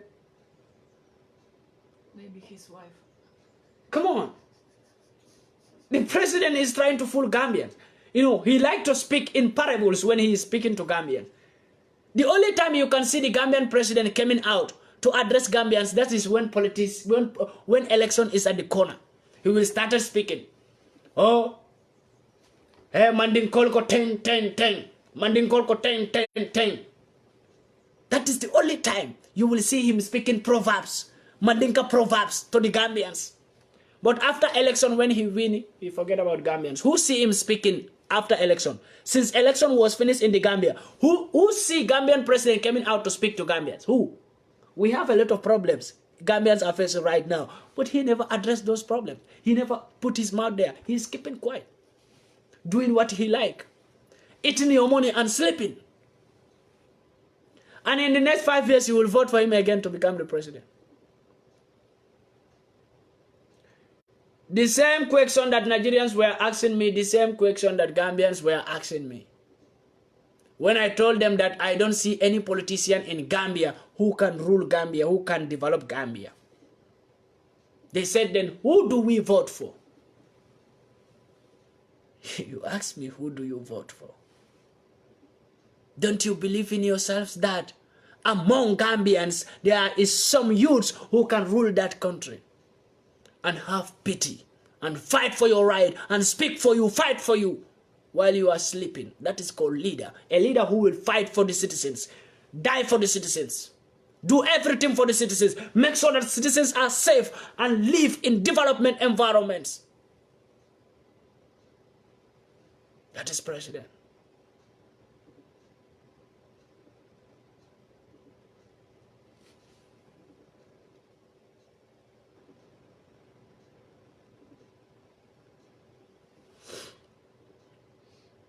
a big shame on the Gambian president when I just see him like this. He's a man, Gambians, they call him like, oh, Adam Barrow is very calm. Adam Barrow didn't talk. Your enemy will not talk. He knows what to do with you. He knows when to talk. That is when election is at the corner, you will see him going from village to village, from city to city, speaking in parables, saying, oh, manding kol tending, ntesreta kaba juola le kaba me alonko 500 meter, nteltara kaburo to lenga fro ulinga tulo kuntu. This is the Gambian president. This is his words. I climb a tree that is up to 500 meter. This is what he tells us. He never tells us anything valuable, anything that can become development in Gambia. He is always saying words like this. Oh, people who are fighting me, you cannot do nothing to me. I am this. He's trying to speak about himself and his politics. He never speaks to you, the Gambians, that, oh, I want to develop here. I want to build this for you. I need to do this. I need to do that. This country is in a verge of collapsing, but we need to do everything. We are trying to put this and this together to build this country like this, to solve this problem and this problem. I know you people are facing this problem, but we can do this and do this. This is a president. Come out and speak to your peoples. Let them feel that you are responsible. But he's the only president who will, in the whole his campaign, he will be speaking about people who speak to him in media. He is the only African leader, Gambian president, he is the only African leader who I see replying peoples on media. Any video they brought to him, oh, this man speak about this, this man say this to you, he will go and make a meeting. And or campaign, or in a campaign, he will start replying that person. Oh, I saw someone who was saying, I am like this, I am like that. But I don't blame him. That person is this, you know, he will start speaking in parables.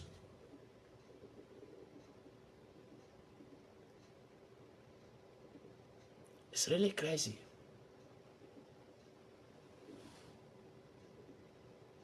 Why do people used to ask me questions that I don't want? I need to see this person's name. Who is him?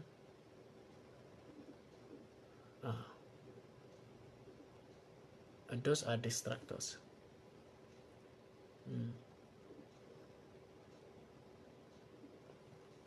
My number is there. I don't even know your name, but the person who write the comment, people know the comment that I'm reading. Someone who was asking PANDI MAICA about why. Okay, this comment you put here, my number is in my page. I want you to click my number and message me and ask me this question. Okay, good. There was someone who is commenting there to distract. So, like I'm telling you about Gambian president, I know that man very well. That man, Gambians are just sitting and watching that man because everybody say he's calm. But the president of Gambia knows, I know him very well. I didn't say I have been with him or he was my friend. I don't know him from nowhere. But as a leader of my country, I need to know who you are, and I already know who he is. And if you say this, people say, oh, you don't know him anywhere. Where do you be with him? So if you don't be with somebody, you can't know who that person is. A person who is ruling you, you don't even try to know who he is.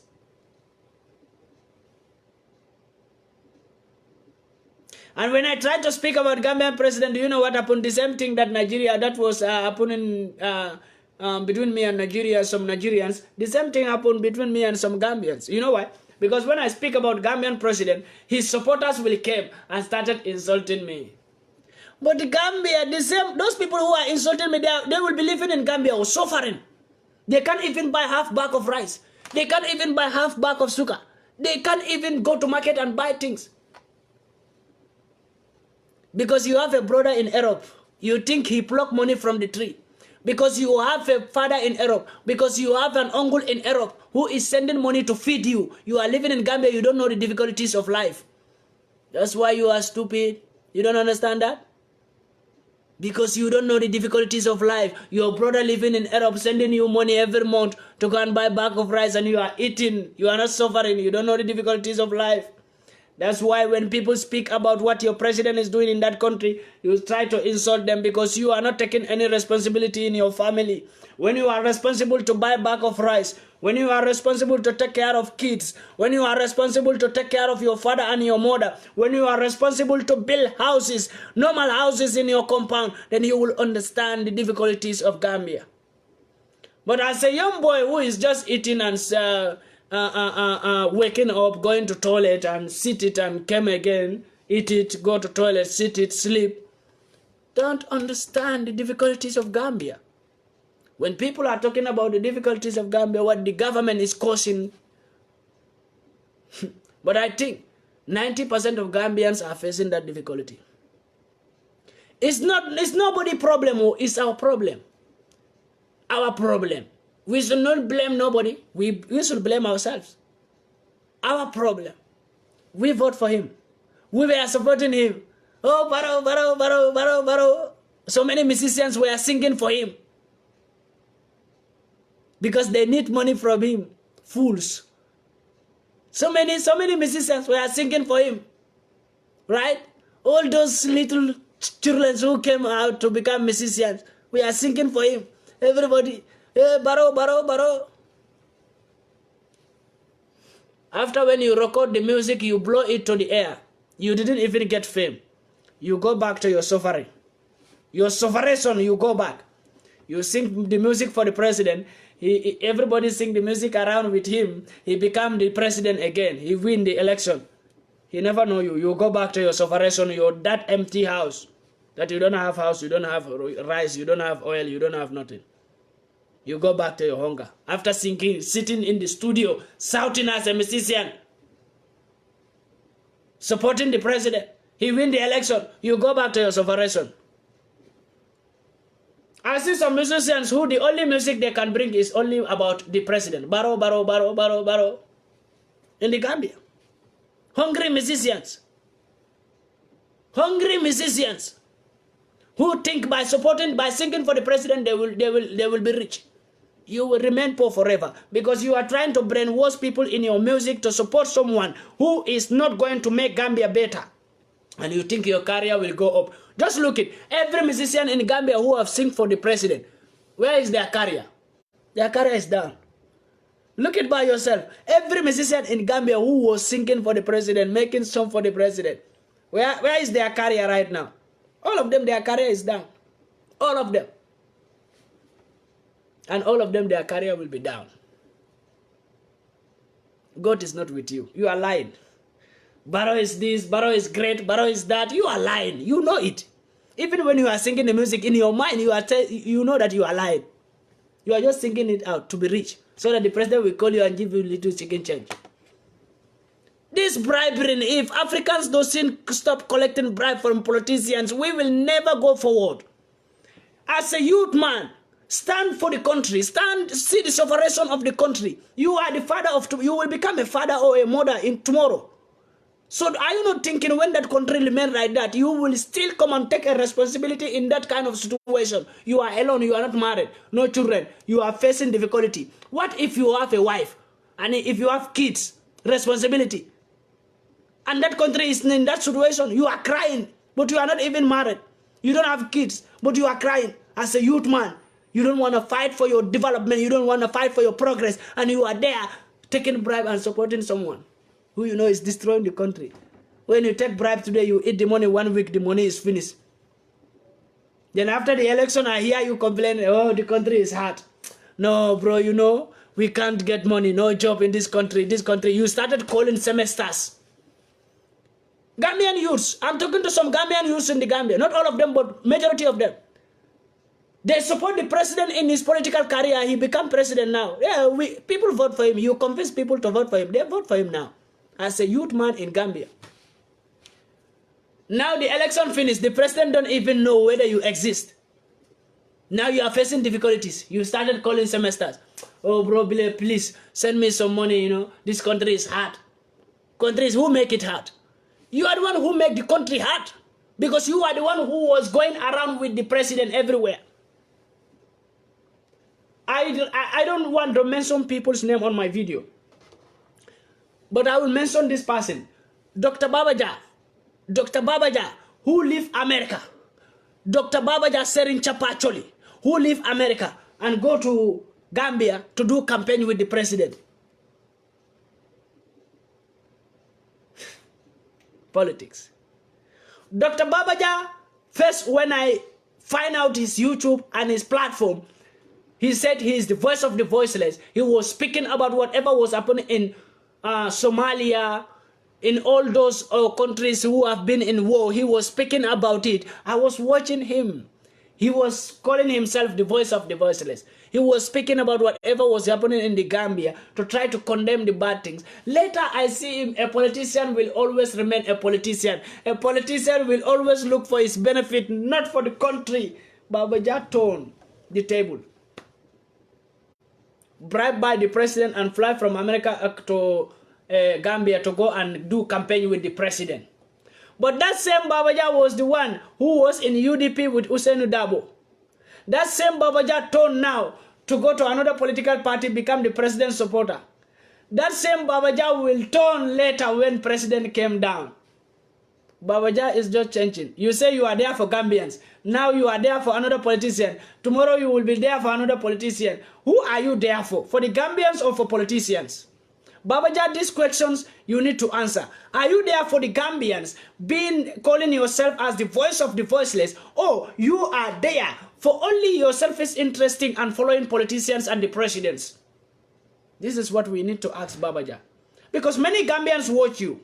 Many Gambians believe in your speech. So you cannot be used to playing with their mentality because you are influencer, social media influencer, and playing with the mentality of Gambians. Many Gambians are there. Even if Babaja speaks something that is not true, they will still believe it because they believe in him so much. This is why social media influencer, you don't own yourself.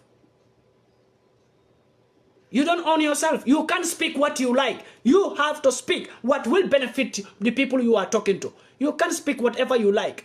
You can't be whatever you want to be. No, no, no. As a social media influencer, people you are talking to, those are the people who own you.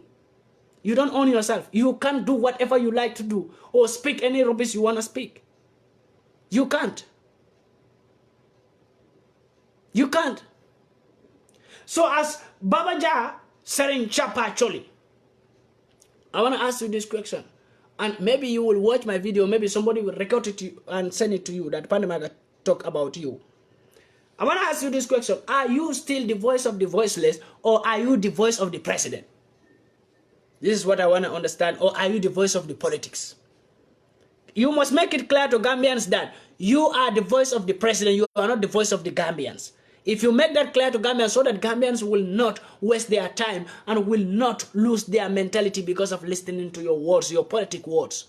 Stop playing with the mentality of Gambians. Gambia is being destroyed today because of people like Babaja. Trust me, I swear to the Holy Quran, why am I not afraid to mention his name?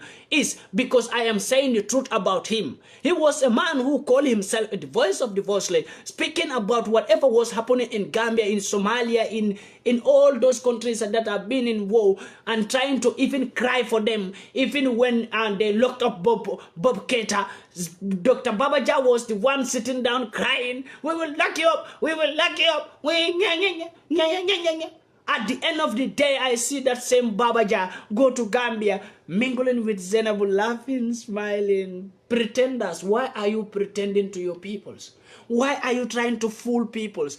Please, you are trying to please the internet, please your enemies, and displease yourself and displease the Gambia. That's what you are trying to do. Stop it. As a social media influencer, you have no right to be keep on. This is what we stand for. We want to change the Gambian, the African youth's mentality, to see themselves, to fight for the development of themselves. But there are some social media influencers who are into politics that much and playing with the mentality of citizens. If Babaja, the time Babaja was supporting Usainu Dabo, that time Babaja always tell Gambians, Usainu Dabo is good. Babaja never tell us Usainu Dabo is bad. When he leave Usainu Dabo, now he jumped to Adam Barrow. Now he want Gambians to turn again. And he is now telling Gambians again, Adam Barrow is good, Usainu Dabo is bad. When he leave Adam Barrow again, he go to another political party, he will say Adam Barrow is bad. Babaja is the kind of people who are playing with the minds of Gambians. And this is destroying the society, the community. These kind of peoples are the peoples destroying, making it difficult for us to unite even that Africa. People like this are making it very difficult for us to unite Africa because you are there playing with their mentality, making them believe that this man can give them better future, while you know it by yourself that that man cannot give Gambia a better future. But because of your own selfish interest thing, you try to play with the minds of the Gambians because they believe you, they always sit and watch you, they always listen to you, and at the end they didn't know that you disappointed them for a very long time. When you turn to go into politics, you can go into politics, it's normal, but be the truth politic. Always speak the truth in your politics. Because of people say politics is dirty jam, doesn't make you to lie to your peoples when you call yourself the voice of the voiceless. If you call yourself, I'm only politicians, but I'm not the voice of the Gambians, I will never talk about you. But why I talk about Dr. Babaja said in Chapa actually, the voice of the voiceless. Why I talk about you? Because you call yourself the voice of the voiceless and you are not doing that work. It's true, your life is your life. You can do your life however you want. But I will not want any Gambian social media influencer to be playing with the mindset of Gambians, and you expect me to sit and watch you like that. If you like, hate me. If you like me. But I will tell you the truth. I don't hate nobody. I tell you the truth. I don't hate Babaja, but I'm telling him the truth, and I ask him a question if he can answer me. That is he there for Gambians or there for the president? Let him come out and say, look, Gambians, I am here for the president. I am not here for Gambia. Because even the president is not there for the Gambia. There for himself.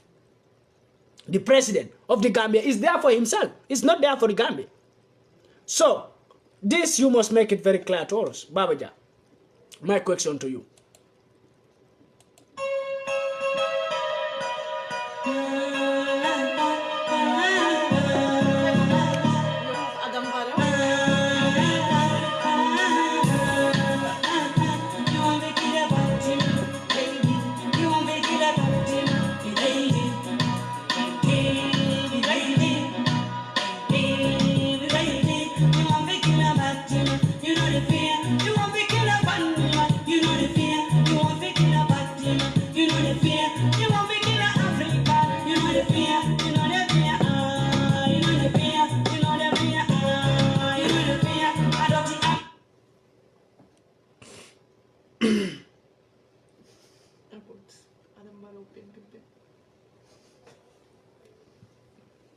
You know, last time when I speak about it, I said, Gambia is being destroyed because of the social media.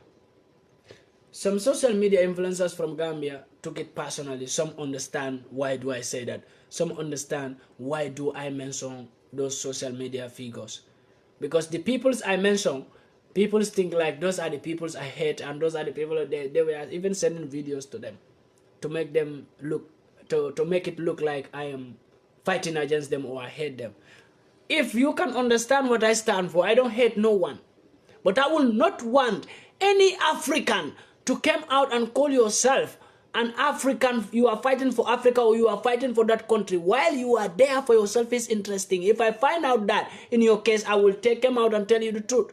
Since you have the right to play with the mindset of the Gambian peoples, then I have the right also to speak about you. Since you are an influencer, I'm an influencer. Right? If you are a politician, I don't speak about people who create their page as politic page. They always speak. I don't talk about them because I know what they stand for. But you call yourself the voice of the voiceless, and that's not what you stand for. I was very disappointed in Babaja. Said in Chapacholi. I was very, very disappointed. He was a man who I respected so much, who was fighting for the Gambia, who was struggling for the Gambia, who was there for Gambians before. He was there for Gambians. Not only Gambians, but he was there for Gambians, Somalians, even if you go all those countries who have been Ethiopia, he was talking about every country in Africa, whatever was happening there. To the extent he was having some problem in media because he speak to Donald Trump. I was really watching him that time, appreciating him for the job he is doing. But he disappointed me when he turned to play with the mindset of Gambians, to make Gambians believe that this man can make better future in the Gambia, while he himself, he know that that man can't make it for Gambia. That man is not there for Gambia. But he do it because he is getting something, selfish interest from it. He is getting something from it by playing with the mindset of Gambians, by making Gambians to vote for the president. He is getting something from it. He is not doing it for free. He is not doing it because of Gambia. He is not doing it because he loves Gambia. He is doing it because he loves what he is getting from it.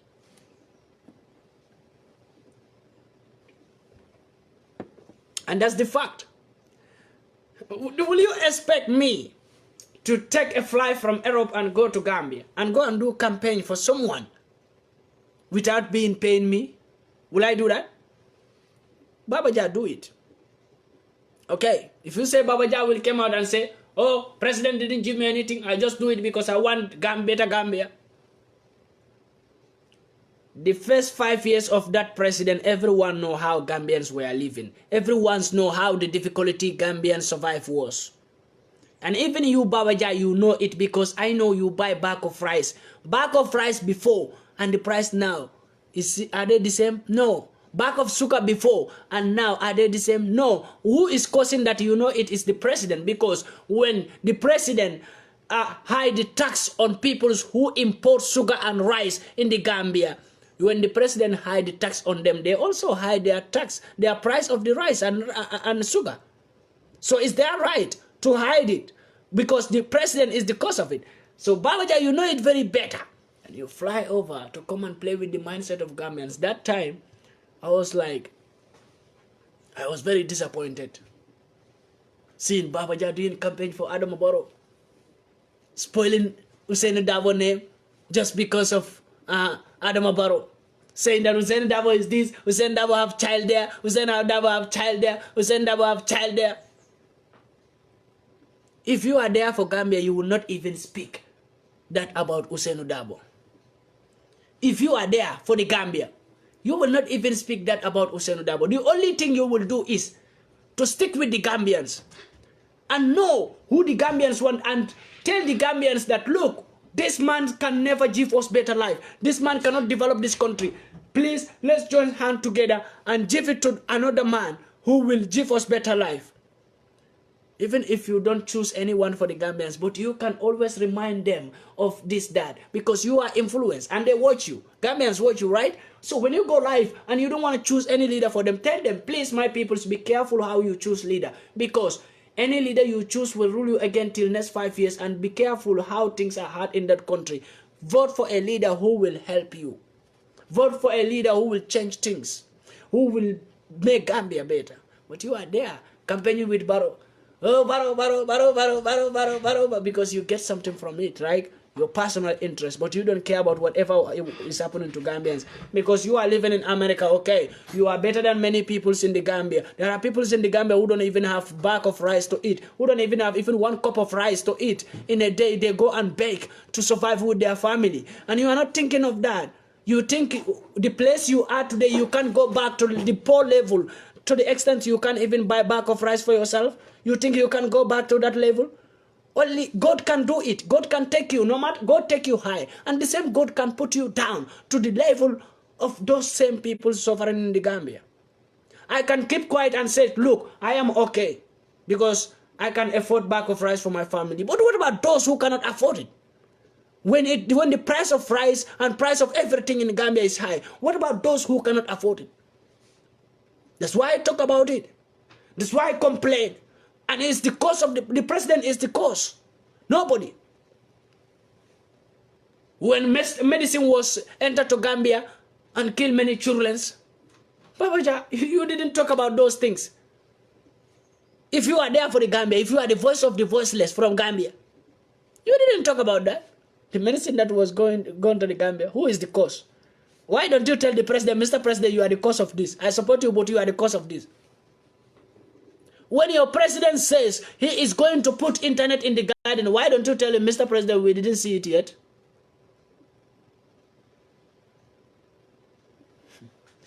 When Gambians are dying, your president is not talking. Why don't you tell him that, Mr. President, you need to come out and tell us something or do something about this? But because you want to be famous by standing with the president, taking big pictures, you know, I saw you, Babaja, when you post your big picture with the president, you said we are progressing. You are progressing, but Gambia is not progressing, Mr. Babaja. You wrote it there in your Facebook. I think so. Yeah, Facebook. In your Facebook. You post a picture. That a picture you took with the president, Adama Barrow. You post it and you write it there that we are progressing. You are progressing. But Gambia is not progressing. That's the fact. Of course you are progressing because you are playing with the mindset of Gambians and they are playing with the mindset of Gambians and you are progressing and you are pushing them down. When Gambians realize this about you, nobody will watch you. No Gambian will even waste their time to go and watch you or to go and listen to you. Trust me, no Gambian. When they realize this about you, maybe only president supporters will go and watch you. But those who want Gambia, the development of Gambia, and find out that who you are really, find out that your true color is red, they will never watch you. Let's stop playing with the mindset of Gambians. Let's stop it. It's painful. It's not a joke, but let's stop it. The reality is, we all know what it means. You know, we all know it. Come on. We are not children. You are living in Europe and you know how it feels. Come on, you know how Gambia is. You know whatever is happening in the Gambia right now. Everyone knows what is the cause of it. Every social media influencer. We know it. We are not reducing the problem of Gambia, but we are adding it. We, the social media account holders, we are adding it because we are here. Pushing Gambians there, taking them here. No, it's not here. No, come here. No, go there. We are using Gambians like this. No, go left. No, go right. No, go back. No, go front. We are pushing Gambians in and out, left and right, up and down. And Gambians are now even fed up. They don't even know who is speaking the truth, who is lying to them, who is faking them. They don't know. Gambians don't even know. They are confused. They don't know who to believe. They don't know who to follow. Because of we make them confused by not telling them the truth. Some of we, the Gambian social media influencers, are there for our selfish interesting. Some of us are there for money. Some of us are there for politics. Some of us are there for just to be famous. The real ones are not that much. Comedians, I can understand. But musicians, public figures on social media, I will not understand nothing in your side. I will see you as a bad Gambian citizen by using your media and people who are watching you playing with their mentality, thinking like you are doing the right thing just because your own self is interesting. It's enough. Nah? Thank you people for watching me and thank you for being with me here. God bless you all. Yeah. I love you, my people. But the truth is the truth.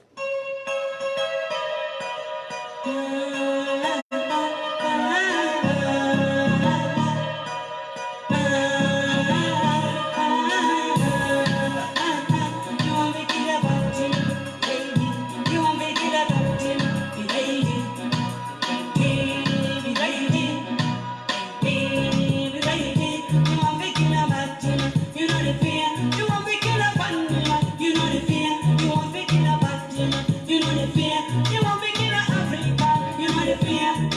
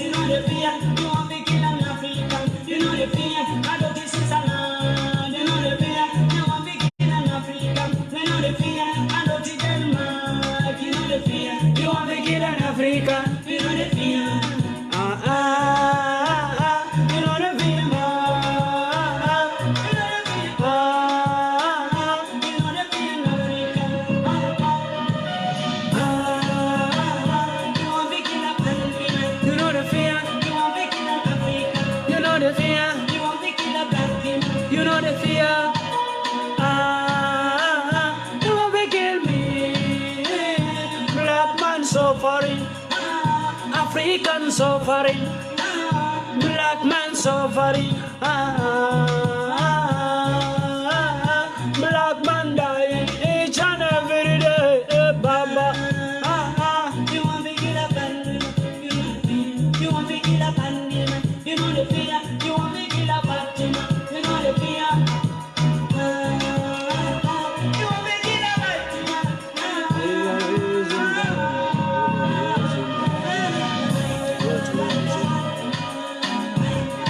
This is the time for liberation. Mama Africa await a revolution. Revolution in the air, my people prepare. No more African children have to sit no tea. Full time we know we Babylon say no kill after all. Who was sending you them out there? Spiritual warfare, them a rape on the people like a donkey.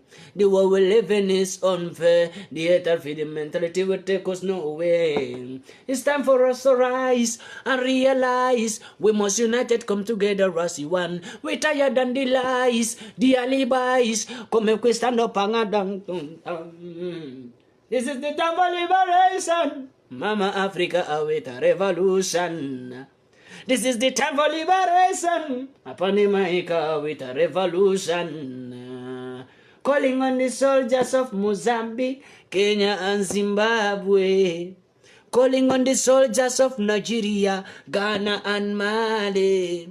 Soldiers of Uganda, Bagongo, tell me, are you ready to approve your legacy? For me to Mamakos Gambian Selassie. Got to liberate, got to elevate. Don't you hesitate, it's never too late. Got to liberate, got to elevate. Don't you hesitate, it's never too late. Yeah, the African political actors, professors and teachers and doctors, pleading to the imams and pastors.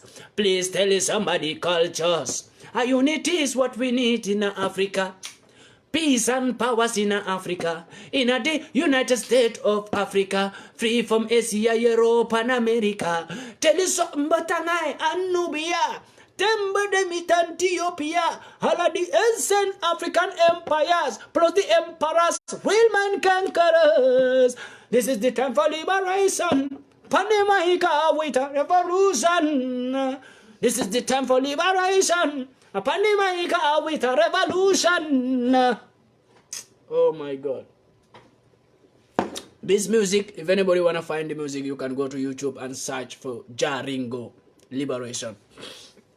This music was my best music. It's the music that I love so much because it speak about it preach what I am preaching. It came in a really good way, you know, when it came in a really good way. You know, these are kind of musicians who are doing it in a really cool way. To fight for freedom in a really cool way. Some people fight it in physical way. Some people do it in really cool, you know, really they bring it out as relics, you know. And every music about this musician is all about liberation, freedom. That's why I love his music. A musician from Gambia called Jaringo. If anybody want the music liberation, go to YouTube and search for Jaringo Liberation. Jaringo. Jaringo. Liberation. This is the time for liberation. I repeat this song one time again, you know, for my people. This is the time for liberation. Mama Africa await a revolution. This is the time for liberation. PANDI MAICA await a revolution. Revolution in the air. My people prepare. No more African children have to set no tear. Full time we know we. Babylon is no king after all. Who was sending you them out there? Spiritual warfare. Them are rape on the people like a donkey.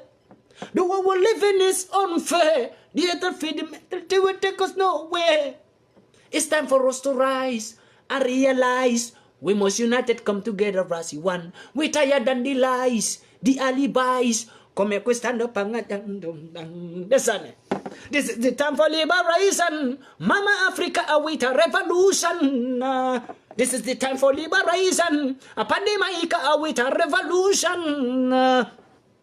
Calling on the soldiers of Mozambique, Kenya and Zimbabwe.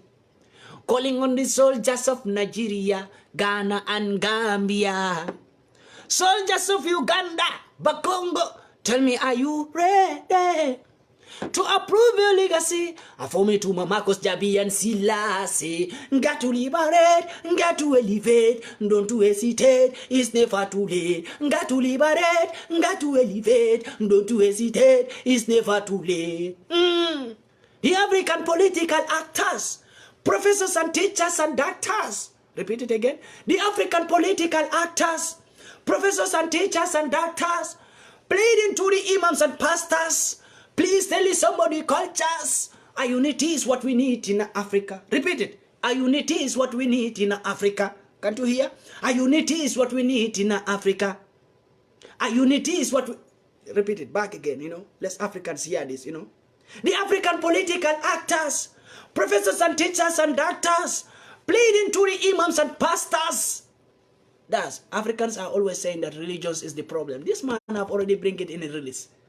The African political actors, professors and teachers and doctors, pleading to the imams and pastors. Please tell somebody cultures. A unity is what we need in Africa. Peace and powers in Africa. In the United States of Africa, free from Asia, Europe and America. Tell you something about Anubia, something about Ethiopia, all the ancient African empires, plus the emperors, real man conquerors. Bombo clad. Jaringo. At this music, get into my head, At this music, I give me motivation. At this same music, I give me more knowledge. At this same music, I give me courage to do whatever I am doing for Africa. I give enough respect to Jaringo from Gambia, who his music got into my brain and give me courage. And music like this become my best friend, become my everything. And music like this give me motivations. Yeah, man. This song, I could have chance to repeat it again. I can repeat this song for the whole day, for the whole night. I will not feel tired of singing this song, because it's a lyrics that came with something to change our mentality. This kind of music help us to really emphasize to Africans. So these are kind of musicians who are also helping us to fulfill those promises that we want to do in Africa. That's why I love it so much. Liberation. This is the time for liberation. PANDI MAICA with a revolution. I put PANDI MAICA. But he said Mama Africa. Mama Africa with a revolution. Africa with the revolution. Revolution in the air. My people prepare. He make it very clear. My people prepare. My people prepare. No more African children have set no tear. And that's what I'm prepared for, because I don't want no more African to set a tear. No more African children have set no tear. Full time we know here. Babylon is in okay. After all, who was sending you them out there? Babylon don't care about we. After all, who send you them out there?